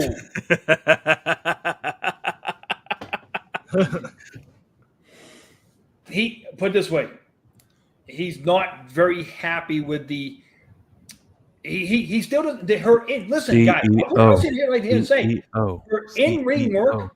CEO. Her in-ring work, I don't think it suffered that much, but because her mic work has gotten so brutally bad, you can't even watch her in-ring work anymore. That's the problem. I don't think her in-ring work was ever good. I mean, she basically was carried to every one of her best matches. Again, this has become the Marks podcast where we hate on fucking Sasha Banks all the time, but it's to be said. I don't think her in-ring work was great. I think, again, my favorite match, and it is one of my favorite women's matches of all time because of the build-up, the story, and what they delivered on. Brooklyn, New York, NXT, her and Bayley. What a fucking match. Listen, her and Bianca at WrestleMania. I'll even give her and Bianca at WrestleMania. You know Bianca carried that match. Yes. And Bayley carried her in the other match. That's the whole point. Any match that I'm not going to go there. Charlotte Flair was in with her. You can say what you want. Charlotte Flair is damn good in the ring. You may not like her. Some people try to call her a man. I don't agree with that statement, but damn, the girl can wrestle. Listen, I think Rick with tits is great, like in some intervals. The one thing I'll give her credit for over her father, she doesn't talk as much in the ring. Where you can hear everything Rick is gonna do. He tells people what he's gonna do. You can hear it. No, I think, and it's only a matter of time before she comes back and takes the championship again. I mean, I don't think she's always going to be there, and it's just, I don't know. I mean, Charlotte, I don't know. Look at the two people they got on the shelf right now, Charlotte and Becky, and look at how the women's division. Hey, we got Carmella. Carmella's on the shelf too. Come on. God. I probably just reminded a lot of people that Carmella existed. New York. And you know what, Carmella? Hey, if she had that as her theme song, I would say she's over instantly. Carmella's from city in Boston area too, and she at once was a New England Patriots cheerleader. Michelle McCool. Okay. Man, Michelle McCool you're talking about someone who is in the wrong era. Like, I think she had a great run. She had a great run with her and Layla, though. But I think if she came in now, you're saying that these two people that are out, minus Carmella. I'm sorry, Jacob, minus Carmella, but the two people that are out being Charlotte and Becky, and the women's division still fucking strong as ever. Speaking of which, going on right now is Halloween Havoc. Julia, the beautiful fucking disaster that she is, Stephanie Vaquera, and Delta, who just debuted. Fuck, that was a hell of a time to fucking enjoy women's wrestling. I love this. I just saw something today too. Obviously the husband's gonna be biased talking about Camille. I'm like, Put it this way: until they get her away from Sasha Banks or Mercedes Moné. I mean, Camille is fantastic. I mean, she really is. If they could get her away from Sasha, that'd be great. Which I think that they're going to do they're going to do the same fucking thing, and they're going to build it up. She's going to turn face, kind of like the opposite of what they did with Toni Storm and the Glamour. Put this: the perception is on this one is Mercedes Moné is the women's champion, and she's making that title. The reality is, she's destroying the title. Yeah, I'm not. Well, I forgot that look. I forgot she was a champion. I'm not even gonna lie. It's sad because now she's feuding with Chris Statlander, and they're who is 10 times better than her in the fucking ring. And they're going to basically sacrifice Chris Statlander to Mercedes, and it's horrible. Hey guys, listen, I can't wait to see our lineup in the Royal Rumble this year. When Britt Baker comes out for that Rumble, I firmly You really think she's coming in? What they're doing with her right now is pathetic. She goes out with an injury and she's almost becoming a jobber. Wait, you think Chris Statlander? I'm sorry. You think that Britt Baker's coming to the E? I can see. Is her contract coming up? I'm just saying is if she can get out of that thing and get there, I think she'll go in because she doesn't have this. She's got no reason to stay there anymore. Her and Adam Cole aren't together anymore, and I think her in WWE, the fans would go crazy over her. I just feel she's one of them women. She went out with an injury, and because she supported her man, didn't go back. I don't remember if we talked about this last week, but Omega brings up a question. I hate Britt Baker, by the way. Just FYI, I think she sucks. I think you bring Thunder Rosa in WWE. I think that's better. I'm going to put you like this, and I'm glad somebody asked this question. Okay, I'm glad you asked. Samantha Irving the other day somebody was trying to call her the greatest ring announcer of all time. I'm sorry. You have 3 people in front of her. You can never replace Howard Finkel. The fucking thing. Voice and new. You can't do it. You never. I bet you I know number 2. Who? Byron Saxton. Our superstar. Tony motherfucking Chimmel. Samantha, I will give her this. She's the best ring announcer they've had in years. In this generation, I think so. When you've only been doing it for 4 years, you can't be considered a GOAT. You can't do it. I think that she to leave at this moment. I mean, I think it's. I can't really expect people saying it's Ricochet's fault. I don't think it's necessarily Ricochet's fault. I think Ricochet. I think Ricochet had a part in it. Hold on. No, they need to leave him the fuck alone. Okay, they're grown ass adults, and she was in the. Leave Ricochet alone. You're lucky he even performed for you bastards. No, I'm just kidding. I'm making an old school YouTube reference. I know what you're doing, you fucking Brittany. Look. If my wife was a ring announcer, and even if I'm your top guy in your company, even if I was holding your fucking main belt, and my wife is just a ring announcer, but a ring announcer regardless, and she decides to jump ship for she felt better to go her friends over there because I love my wife. That's a definite consideration. Look, I appreciate what you've done for me. I'll drop the belt, whatever you want me to do. Look, if you want me to do it on a fucking Tuesday at 2 a.m. on a fucking B show, fine. It's great. Here's your belt. I want to go be with my wife. Fucking Andrade. Granted, he wasn't doing the best business in AEW. He didn't leave AEW because he was unhappy. He left because he wanted to be with his fucking wife. There's something to be said about, look, I love the business. That's great. I love everything I do. I love being in an audience. But you know what I love more? My beautiful fucking wife, or my beautiful. So why isn't Malachi Black in WWE then? Because he just isn't. I mean, they've talked about that. He might go back. Yeah, it's just like Selena Vega was actually on her way to AEW, if you remember. Oh correctly. yeah, and then with the Twitch account. And then they decided they'd offered her a bunch of money, and they talked, and he's like, go back. Your friends are there, this and that. It's fine. And for some people that doesn't work. Perfect example, Miro and fucking CJ Perry, they split. But I'm telling you right now, I'm glad you bring it up finally. You bring it up. Perception, reality. Okay? Guys, we got to talk about this. Perception. Women need to be over more. Yeah. Reality. Every time a woman gets put over more, what happens to her? Storyline, Miro, Dolph Ziggler. CJ Oh, Perry's Jesus. in the middle of it. They're going, they're making money off it. He proposes, CJ Perry puts it on freaking Facebook. You fucked it up. She killed it. Every time, and now I'm not gonna, when I say this, take this with the grain of salt I'm saying. Please don't kick Gerard's ass, Miro. Okay, go ahead. Every time they push sometimes a woman and she's about to blow up, I have to step down because I decided to take my family into consideration. I'm having a baby. Well, and here's the thing with Samantha, like she was pretty much like at her peak. Like everyone was hyping her up. She was like getting all these reactions saying that she is the best since Howard Finkel. She's really good. I'm not going to like look. Which isn't true, but like I mean, for my money, Samantha was damn good at her job. Well, I mean, she's great, but like for my money, I think but a ring announcer's not going to put asses in seats. Hey, is the WB guy asking about? Was it Gary Michael Capetta? Was the old WCW ring announcer? Was that Gary Michael Capetta? You know what? I know he's talking about that voice. It was WCW in the 90s. It might have been Gary Michael Capetta, right? Because remember they used Michael Buffer for the special shows. Yes.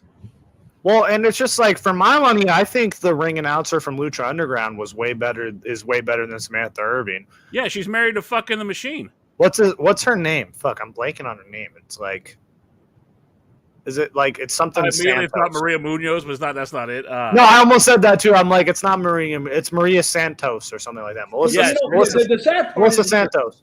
When I looked at it, right, and they said she walked away from a contract that would have paid her $350,000 a year as a ring announcer. That's not bad. Not bad. Well, she said she wanted to be a manager too. But it's not true. Hey, your downside wrestler on the bottom totem pole is $250. Gerard, inflation. Well, and here's the thing. The bottom wrestler makes $250. The person announcing his name is going to get $350. Wait. Is that for 3 years or is that over 3 years? For a year.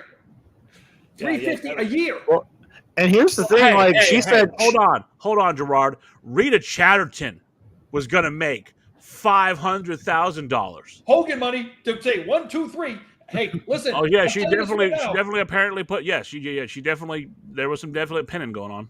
Hey, listen, Earl Hebner would have rolled. Earl Hebner would have been like, "What the? I'm selling merch at the back of my trunk for this shit. I'm selling bootleg John Cena merch." Hey, so even Kyoto, I think Kyoto came out and said the most he ever made in a year was 230. Well, and here's the thing. She said she wanted to be a manager. And I honestly think you put Samantha as a manager, she gets more over than the wrestler she's trying to manage. And that's going to be a problem. I love Barry Horowitz, too. Listen, he made a great living off being a jobber. Made a great living off of it. Yep, who made a great living, somehow is Virgil, R.I.P. He was out there. Wrestling superstar. Virgil in the later years of his career, God rest his soul. My dad wrestled Virgil. I can say that. So my dad was an indie wrestler. And he wrestled Virgil. So my fucking high school principal wrestled Virgil. Everybody wrestled Virgil. Listen. I'll take that. But the day your dad wrestled him, was he supposed to be there with the $1 Million Man? And $1 Million Man just conveniently didn't show up? Probably. Virgil was everywhere, though, man. That man was at every fucking convention. You would see this. Because he was broke. My favorite thing was when one time they were filming and Scott Hall goes up to Virgil and he's just like, "Oh yeah, all these pictures of Virgil and none of them have just Virgil. It's always with other people." Just right to Virgil's face. And Virgil's just sitting there and just like the $1 Million Man actually went after him because Virgil would do that. He would actually tell people he was going to be there with $1 Million Man, and $1 Million Man wouldn't show up. It's like, I just read Will's comment. Money. No. Listen. Think about the perception and reality. Perception and reality when it comes to DiBiase. He's now an ordained minister. Oh yeah. And look at the crap the crap his family just went through. He is now an ordained minister because he's going to court for fucking because he wasn't paying any taxes. Junior is going to go to court. I think Senior's going to walk away on this. I think Junior's in trouble though. Well, yeah, it's Junior and his other son too, right? Like they both were. Like it was a whole family operation. Isn't that a damn shame though? Fucking DiBiase. This is a show though. Like they could make a show out of this. Like they're a wrestling family, but they've been a money laundering this whole time. I'm glad you bring it up because something else I saw today. The Menendez brothers couldn't be getting out of prison, and they're going to make a fortune. Fuck yeah, they are. That's just wrong in so many different ways. To be fair, though, if you look at some of the shit that went on, that it's kind of fucked up. Well, still, to take a shotgun and I don't look. They deserve at least someone to relook at the trial. It's fucked, right? I ain't saying that, but to make a fortune off the fact of you took a shotgun. Like the fact that a Ryan Murphy show took that into a thing. Like I don't know, man. Like, man, by the way, that show was terrible on Netflix. It was terrible. Like it was horrible. Well, for this comment right there, I'd like to tell the person who just put that, look at the people Barry Horowitz got in the ring with. He was an ultimate Bastion jobber. Booger. Hey, Barry Horowitz was the 1-2-3 kid before the 1-2-3 kid. That was the Lightning Kid. I'm sorry, the Kamikaze Kid. I'm sorry, Kid. Yeah, put some respect on his name, man. 6. But shout out to Sean Waltman, man. What a fucking career that guy had. This guy's talking about. Could you imagine Steve Lombardi with one? The Brooklyn Brawler. I'll be your partner, Steve. Think about how many times his gimmick was changed. What was he? The Red Sox Dodger brawler? No, he remember he come out with the face paint on. He was Doink the Clown at one point. We do not talk ill of Doink the Clown. Hey, Eugene was also Doink the Clown at one point too. He actually wrestled Chris Benoit as Doink. Another guy who was intellectually slow. Yep. And you know what's sad about that is that Nick. Hold on, time out. That was a fucking gimmick. Perception versus reality. Eugene was a fucking gimmick. The guy behind Eugene was actually very smart. Wonderful catches. Great wrestler too, man. If you watch some old school Nick Densmore shit, Nick Densmore was a bad motherfucker. Yeah, I will not let you sit here and besmirch the name of fucking Nick Densmore. Yes, I'm special. Listen, I remember. I'll never forget that. I was 5 years old when that happened. I'll never forget that. Do you remember the guy? His name was Jameson. He'd come out and be eating a tie. They had him out there. He was almost like a so-called manager of the Bushwhackers. Remember when they had Big Vito out there? Remember when they had Big Vito out there in a dress? That was beautiful. Jesus. What? Lots of great gimmicks. You're gonna fucking dog out Densworth. Remember Festus? Listen, Luke Bushwhacker Luke has the greatest Royal Rumble entrance and exit ever. The whole time, never missed. He got in doing this, got thrown out over the top rope. But that's how Australians really are. I'm about to get hit. Hold on. My wife is an Aussie. I hear her. She got quiet. She's waiting for a follow-up. They're wonderful human beings, and they were not born from the pouches of kangaroos. You're welcome. Kangaroo meat is good. That's all I'm going to say. My son one time tried to feed me kangaroo meat. I said, no, I'm good. It's pretty good. I'd try it. It feels really hoppy. I've tried seal. I've tried seal before. So Santina Morella was a lovely woman. I don't know what the fuck y'all are talking about. Oh, yes, that's Miss WrestleMania you're talking about. Now we know why Dan had to take the bump because he was Santina. Hi. Yeah, that's Miss WrestleMania you're talking about. He came back the other day with the Cobra. Yeah, I watched that. Yeah, Man. But he was another one. He was not a fucking idiot. He was very smart. Granted, Jim. I was gonna say Jim Cornette thought he was a fucking idiot. But the perception, perception reality is when not enough of that is said, though, to where guys on shows like this, if you're still in the business, I'll give you a perfect one of this. He's a good wrestler. He's busted his ass his whole career. Tommy Dreamer. When you listen to him on the show that he goes on, Tommy Dreamer will never, I never hear the guy say a bad thing about anybody because it's always like he's in a cell because he's still in the business. He doesn't want to say anything bad about anybody. Besides that time he said he wanted to kill Paul Heyman. Not everything is good.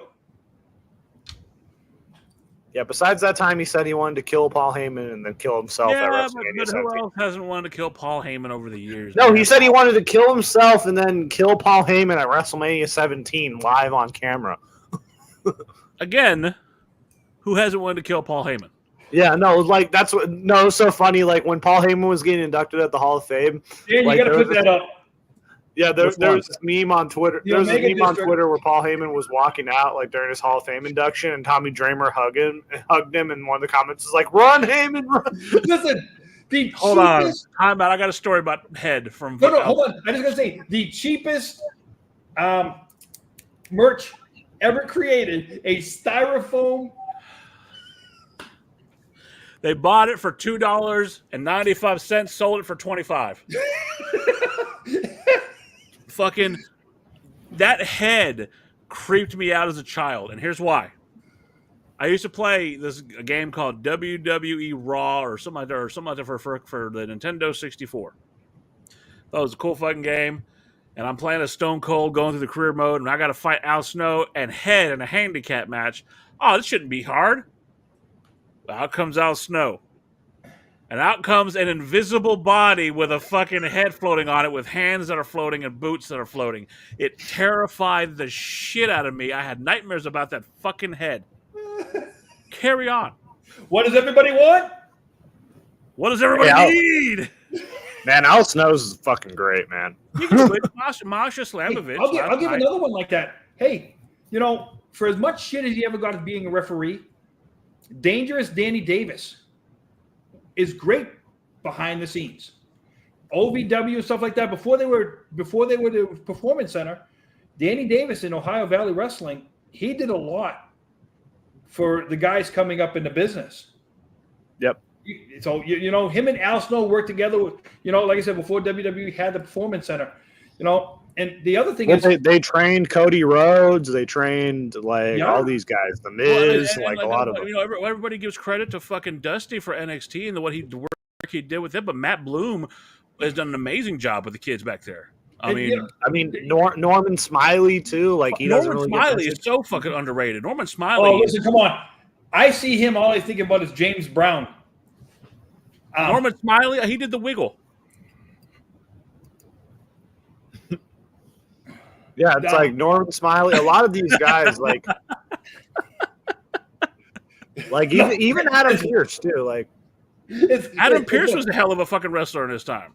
Yeah, it's like they have a lot of good guys backstage now, especially, and the fact that I'm still hoping we see Nick Aldis in the ring soon. I don't know. I think it's unfortunate. I could go with it without. I can go with it. I just hope. At one point, because I was a big Magnus fan back in the day. Guys, one of the things I do miss about the old-fashioned way of doing wrestling is a person would come up into the business, they want to be a professional wrestler. They might go to a wrestling school, go there for 6 months, and then they get their first match, maybe in a 50-seat bingo hall, 200-seat high school gym, pay their dues, eat shit and love eating shit for a couple months because that's what they were going through to do that. Nowadays, when you get signed off whatever athletic field you're signed off of, and they're going to throw you into the Performance Center, and you don't have to eat that shit, I don't think you learn and get the respect in you of the business. Perfect. You know what? You just reminded me of something. Last night in Detroit, Rhino was inducted into the TNA Hall of Fame. And there's nobody, I think, that is more deserving as far as what he's done for his career and how much of a helpful guy he's been to other people. He's a monster. he was a monster. He was the last ECW heavyweight champion. He was a TNA, NWA, TNA champion, multiple championships in the WWE. But he told a story years ago, and he was talking about whenever him, Edge, and Christian were starting out in independence up in the North. He said that they almost fucking they were driving a rental car, got lost the road, and they drove onto a lake, and like they freaked the fuck out because they heard ice cracking, and they were like, oh shit, they almost fucking got the car submerged in water. They were sleeping on mats. They were eating fucking ramen noodles every fucking night. And the way he talked about, how he's always talked about wrestling as how it's been a family and how he was brought up the right way. And that's why you have a guy like a Rhino he's almost fucking 50, and he loves it. He loves the business. He loves everything about it. And you can't find a better guy to be a representation of what a monster and what a human being in the Listen to the stories of Mick Foley. And people will tell you, how many times have you heard the story about Mick Foley being the most frugal man on the road? Yep. Yeah, but to not have that nowadays, to where it's like, I don't believe, put it this way, guys, when today's generation goes, your Randy Ortons, your Cena's walks away and stuff like that, Ric Flair will still be around. Yeah, they're going to crowd drilling to freeze.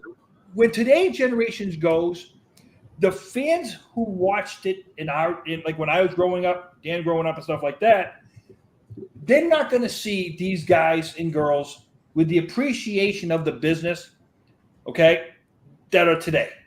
The old timers that still have appreciation of the business because they remember what fed their families, what put their kids through colleges and stuff like that, that ain't going to be there today. Today's athlete, just like in all four sports, it's all about the money. It's not about the appreciation of the business. And, unlike any other thing, professional wrestling is a one-take pony. You get one shot to do it right.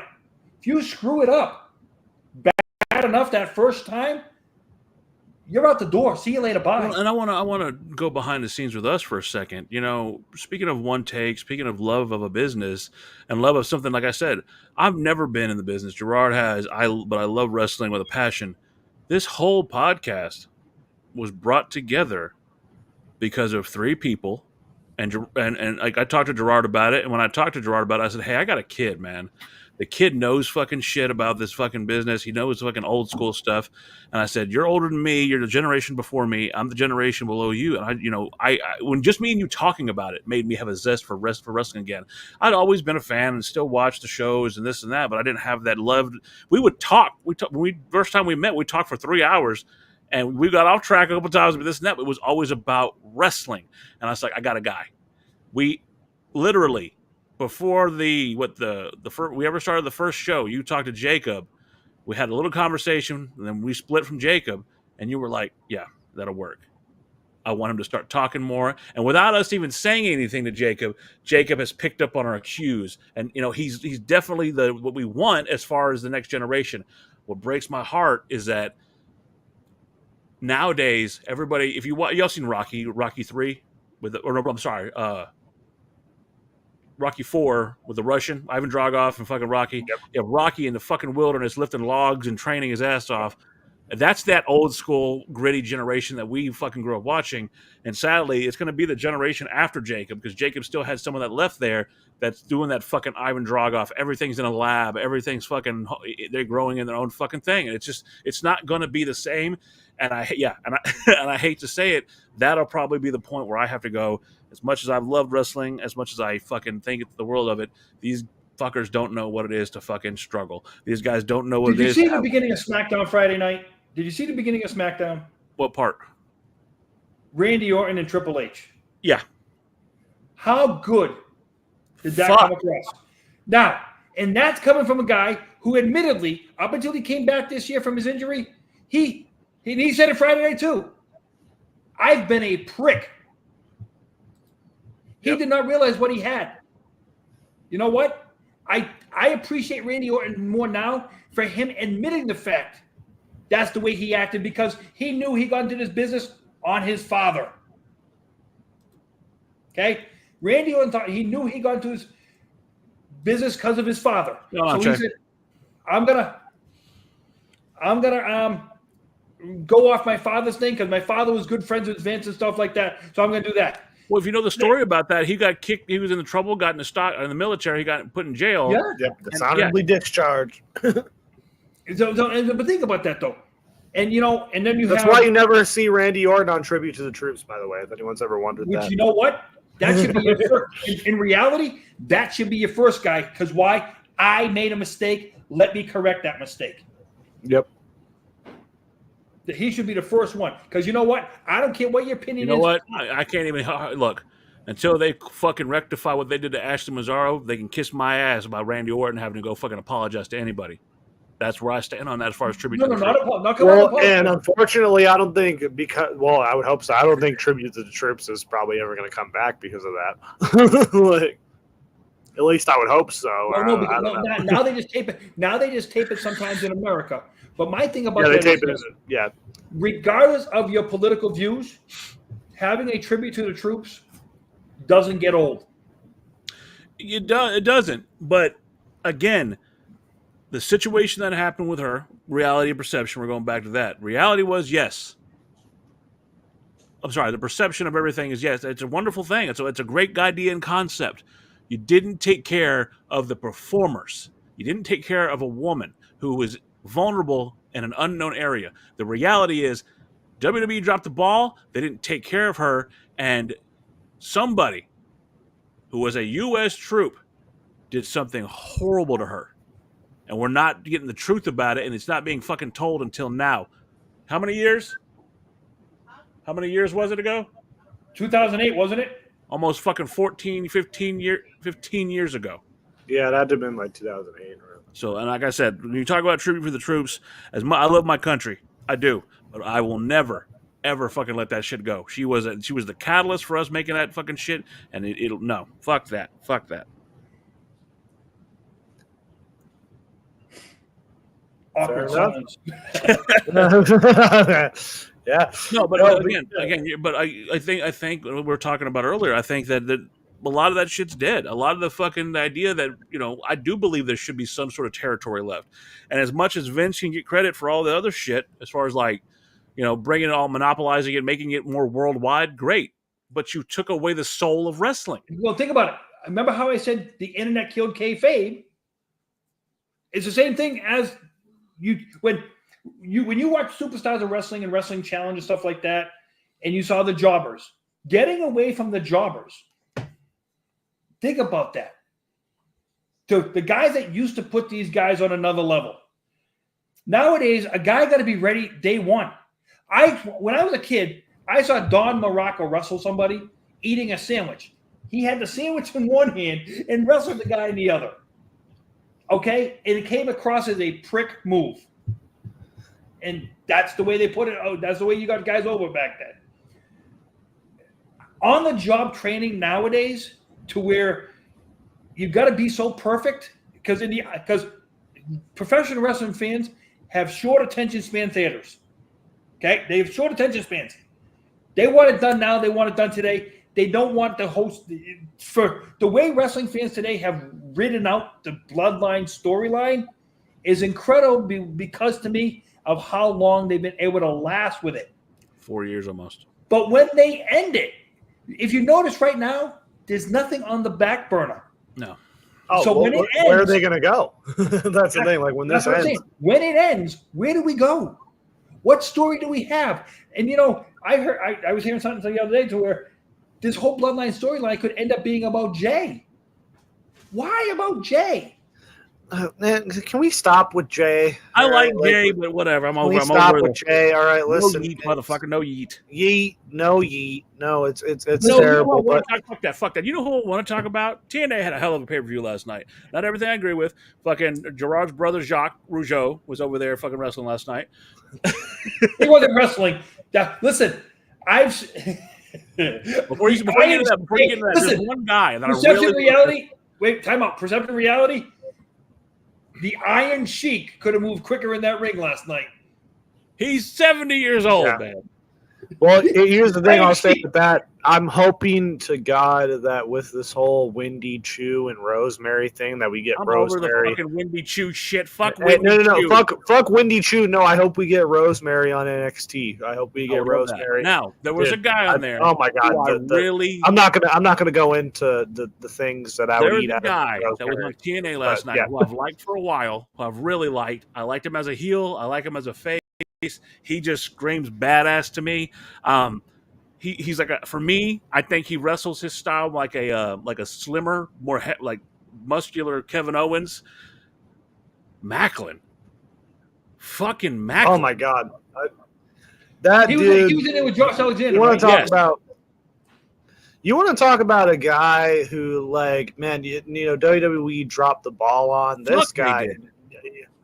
Steve, This guy is he was motherfucking in an unfortunate situation in WWE. He was paired with I believe Gunner and Yeah. I forgot. I'm blanking on the other Gunner, dude's name. yeah. I'm blanking on the other. He was with Buddy. He was with Buddy Matthews. I'm blanking on he was a good wrestler too. I'm blanking on his name. But So hey, they were basically they were Gunner. they were the Forgotten Sons, and it was a And terrible so Gunner made a situation. political statement, which he Yeah. did. With the statement wasn't that bad. He said thank God for POTUS, whatever. He was talking good about Donald Trump, and he Yeah. got fucked over because look, it's hard to bring politics into wrestling. Whatever, I don't give a fuck. I like Donald Trump. Fucking eat a dick if you don't like that. Fuck, whatever. They kicked him out of wrestling for that, though. Yeah, Like, they he kicked him never- out. So he goes over to TNA with his Steve Macklin character. He's a fucking because it's ex-military.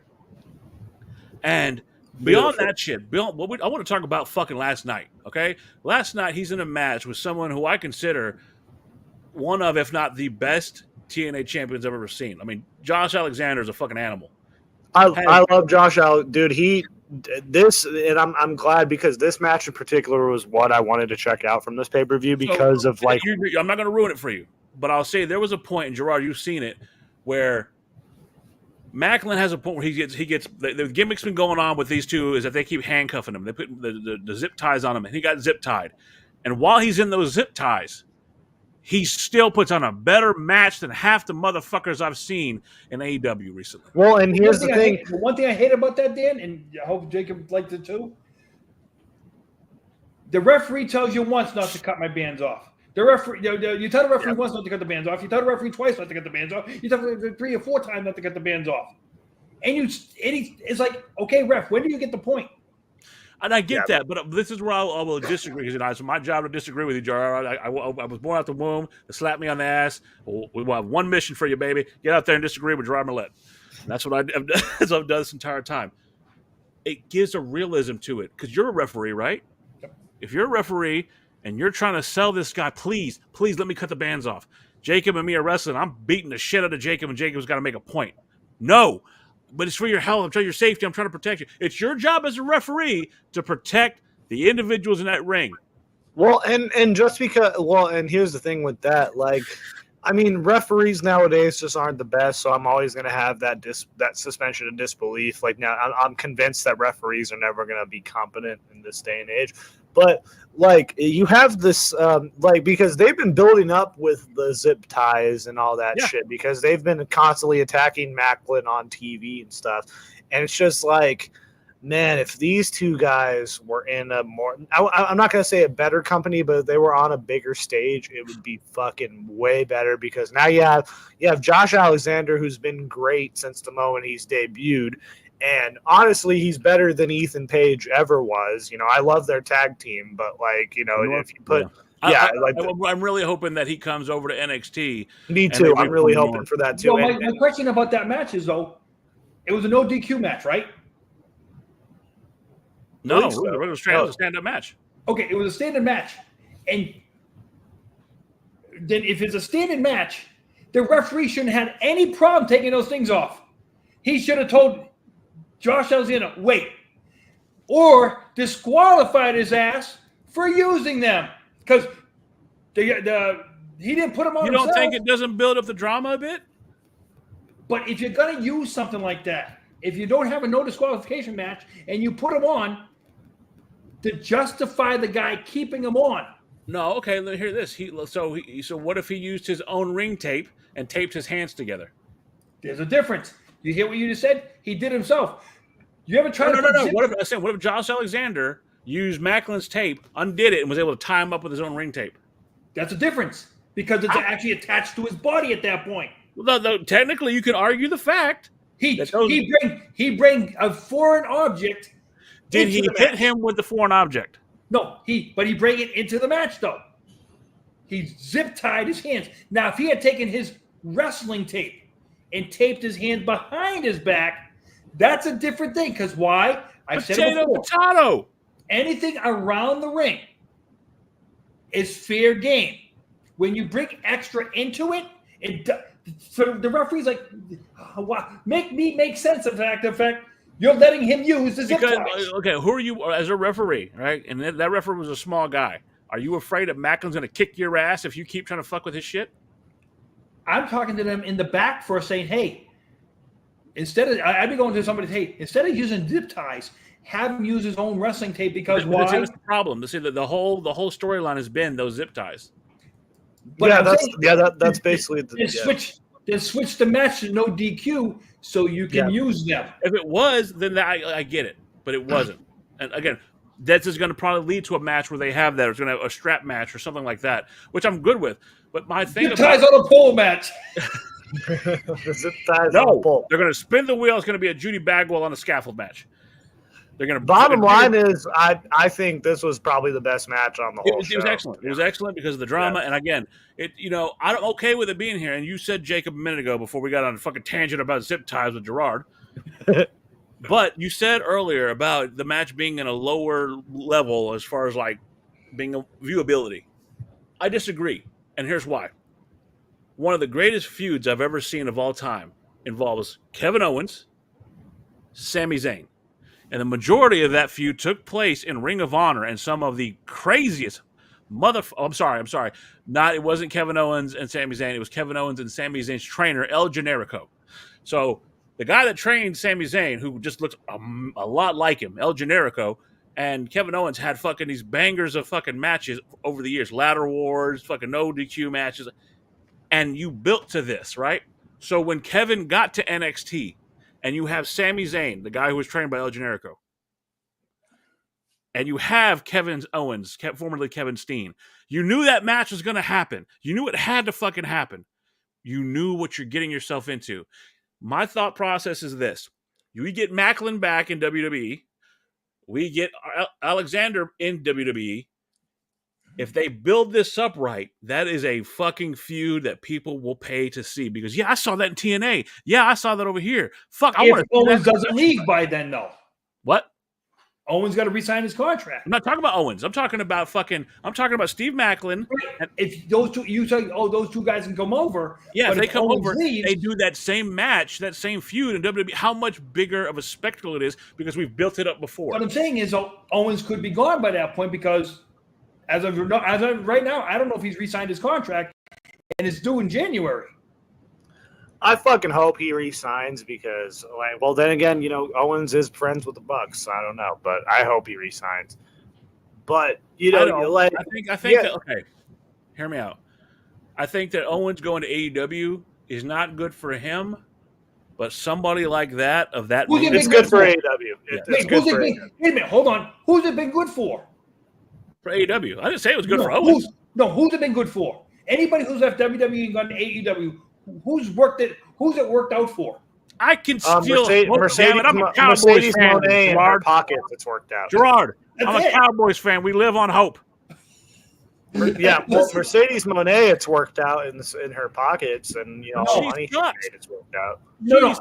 Take away the money. Take away the money part. I think she thinks it works. I think she herself thinks it works, but in the eyes of the casual viewer, I'm still hearing people saying Chris Jericho is still at the top of his game. What? Hey, you clearly aren't under the learning tree, sir. Listen, I'll put you on the list. Sir? Guys, you just made the list. Wait a minute. You just made the list. That being said, we are coming up. We are coming up to that 2-hour mark, and I'd love to go to the fucking hour, but we have rules here, damn it. And How do you run out of time on a podcast? No, because my wife yells at me, beats me with things. You've met her. No, like I said, we have look. We. I don't want this. I want it to be digestible. 2 hours is hell of a long time, and I want it gives us something to talk about next week.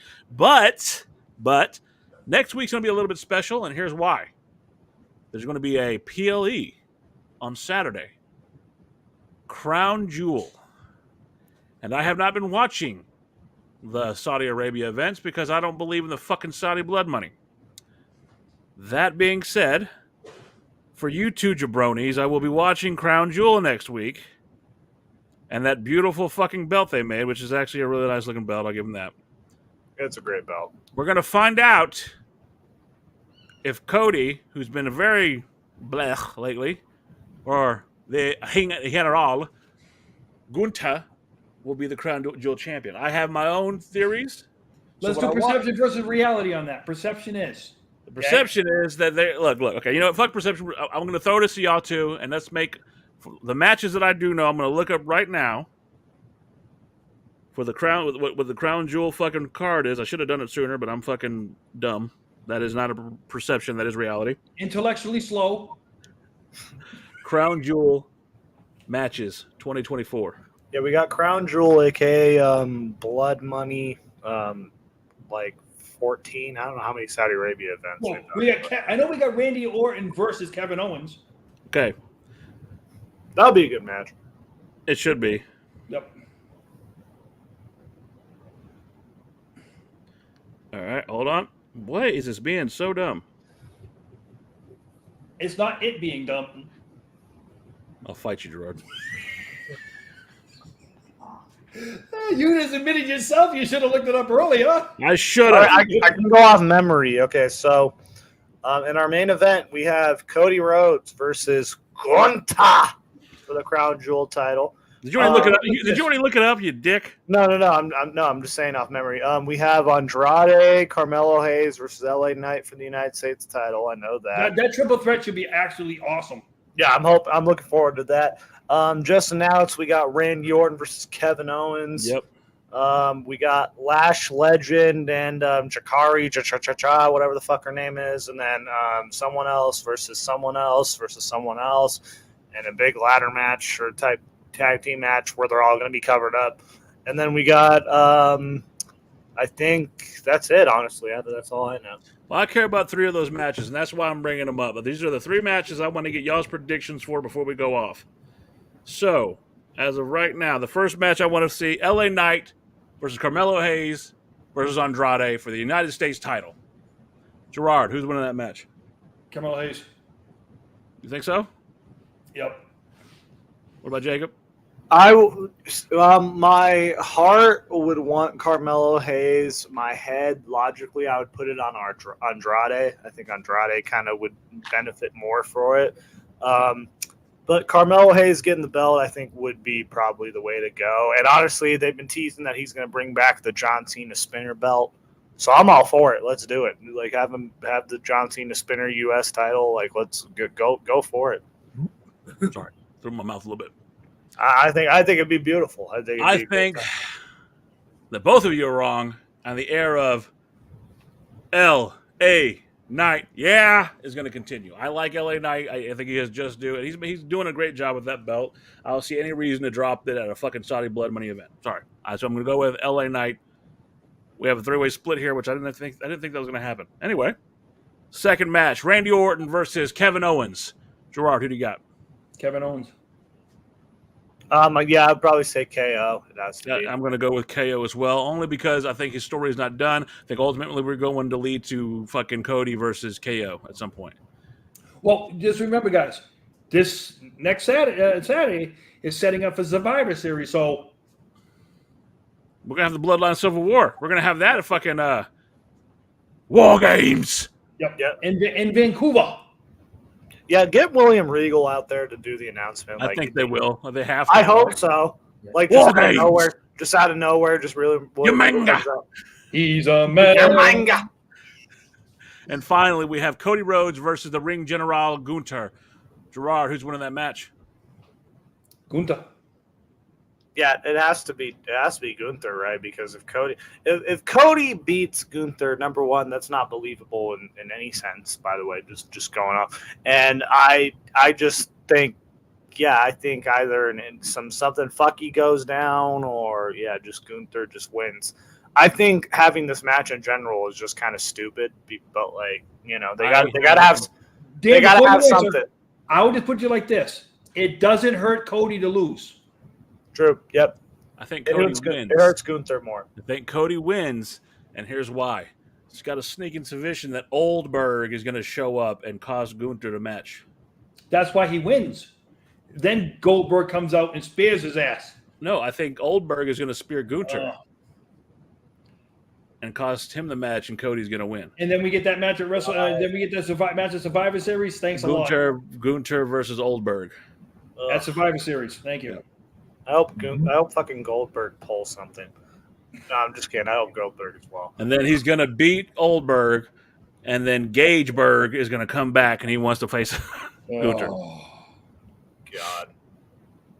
That being said, dude, we've gone 2 hours. I've had a wonderful time with you crazy bastards, and as always. And come back next week because I'm going to watch a show about Saudi blood money. I hate both of you for that. It's going to be great. All right, I'm Dan. That's the Inside Man Gerard, and that is the modern-day Maharaja Jacob McGovern. We are the Marks, and we will see you next week. Later.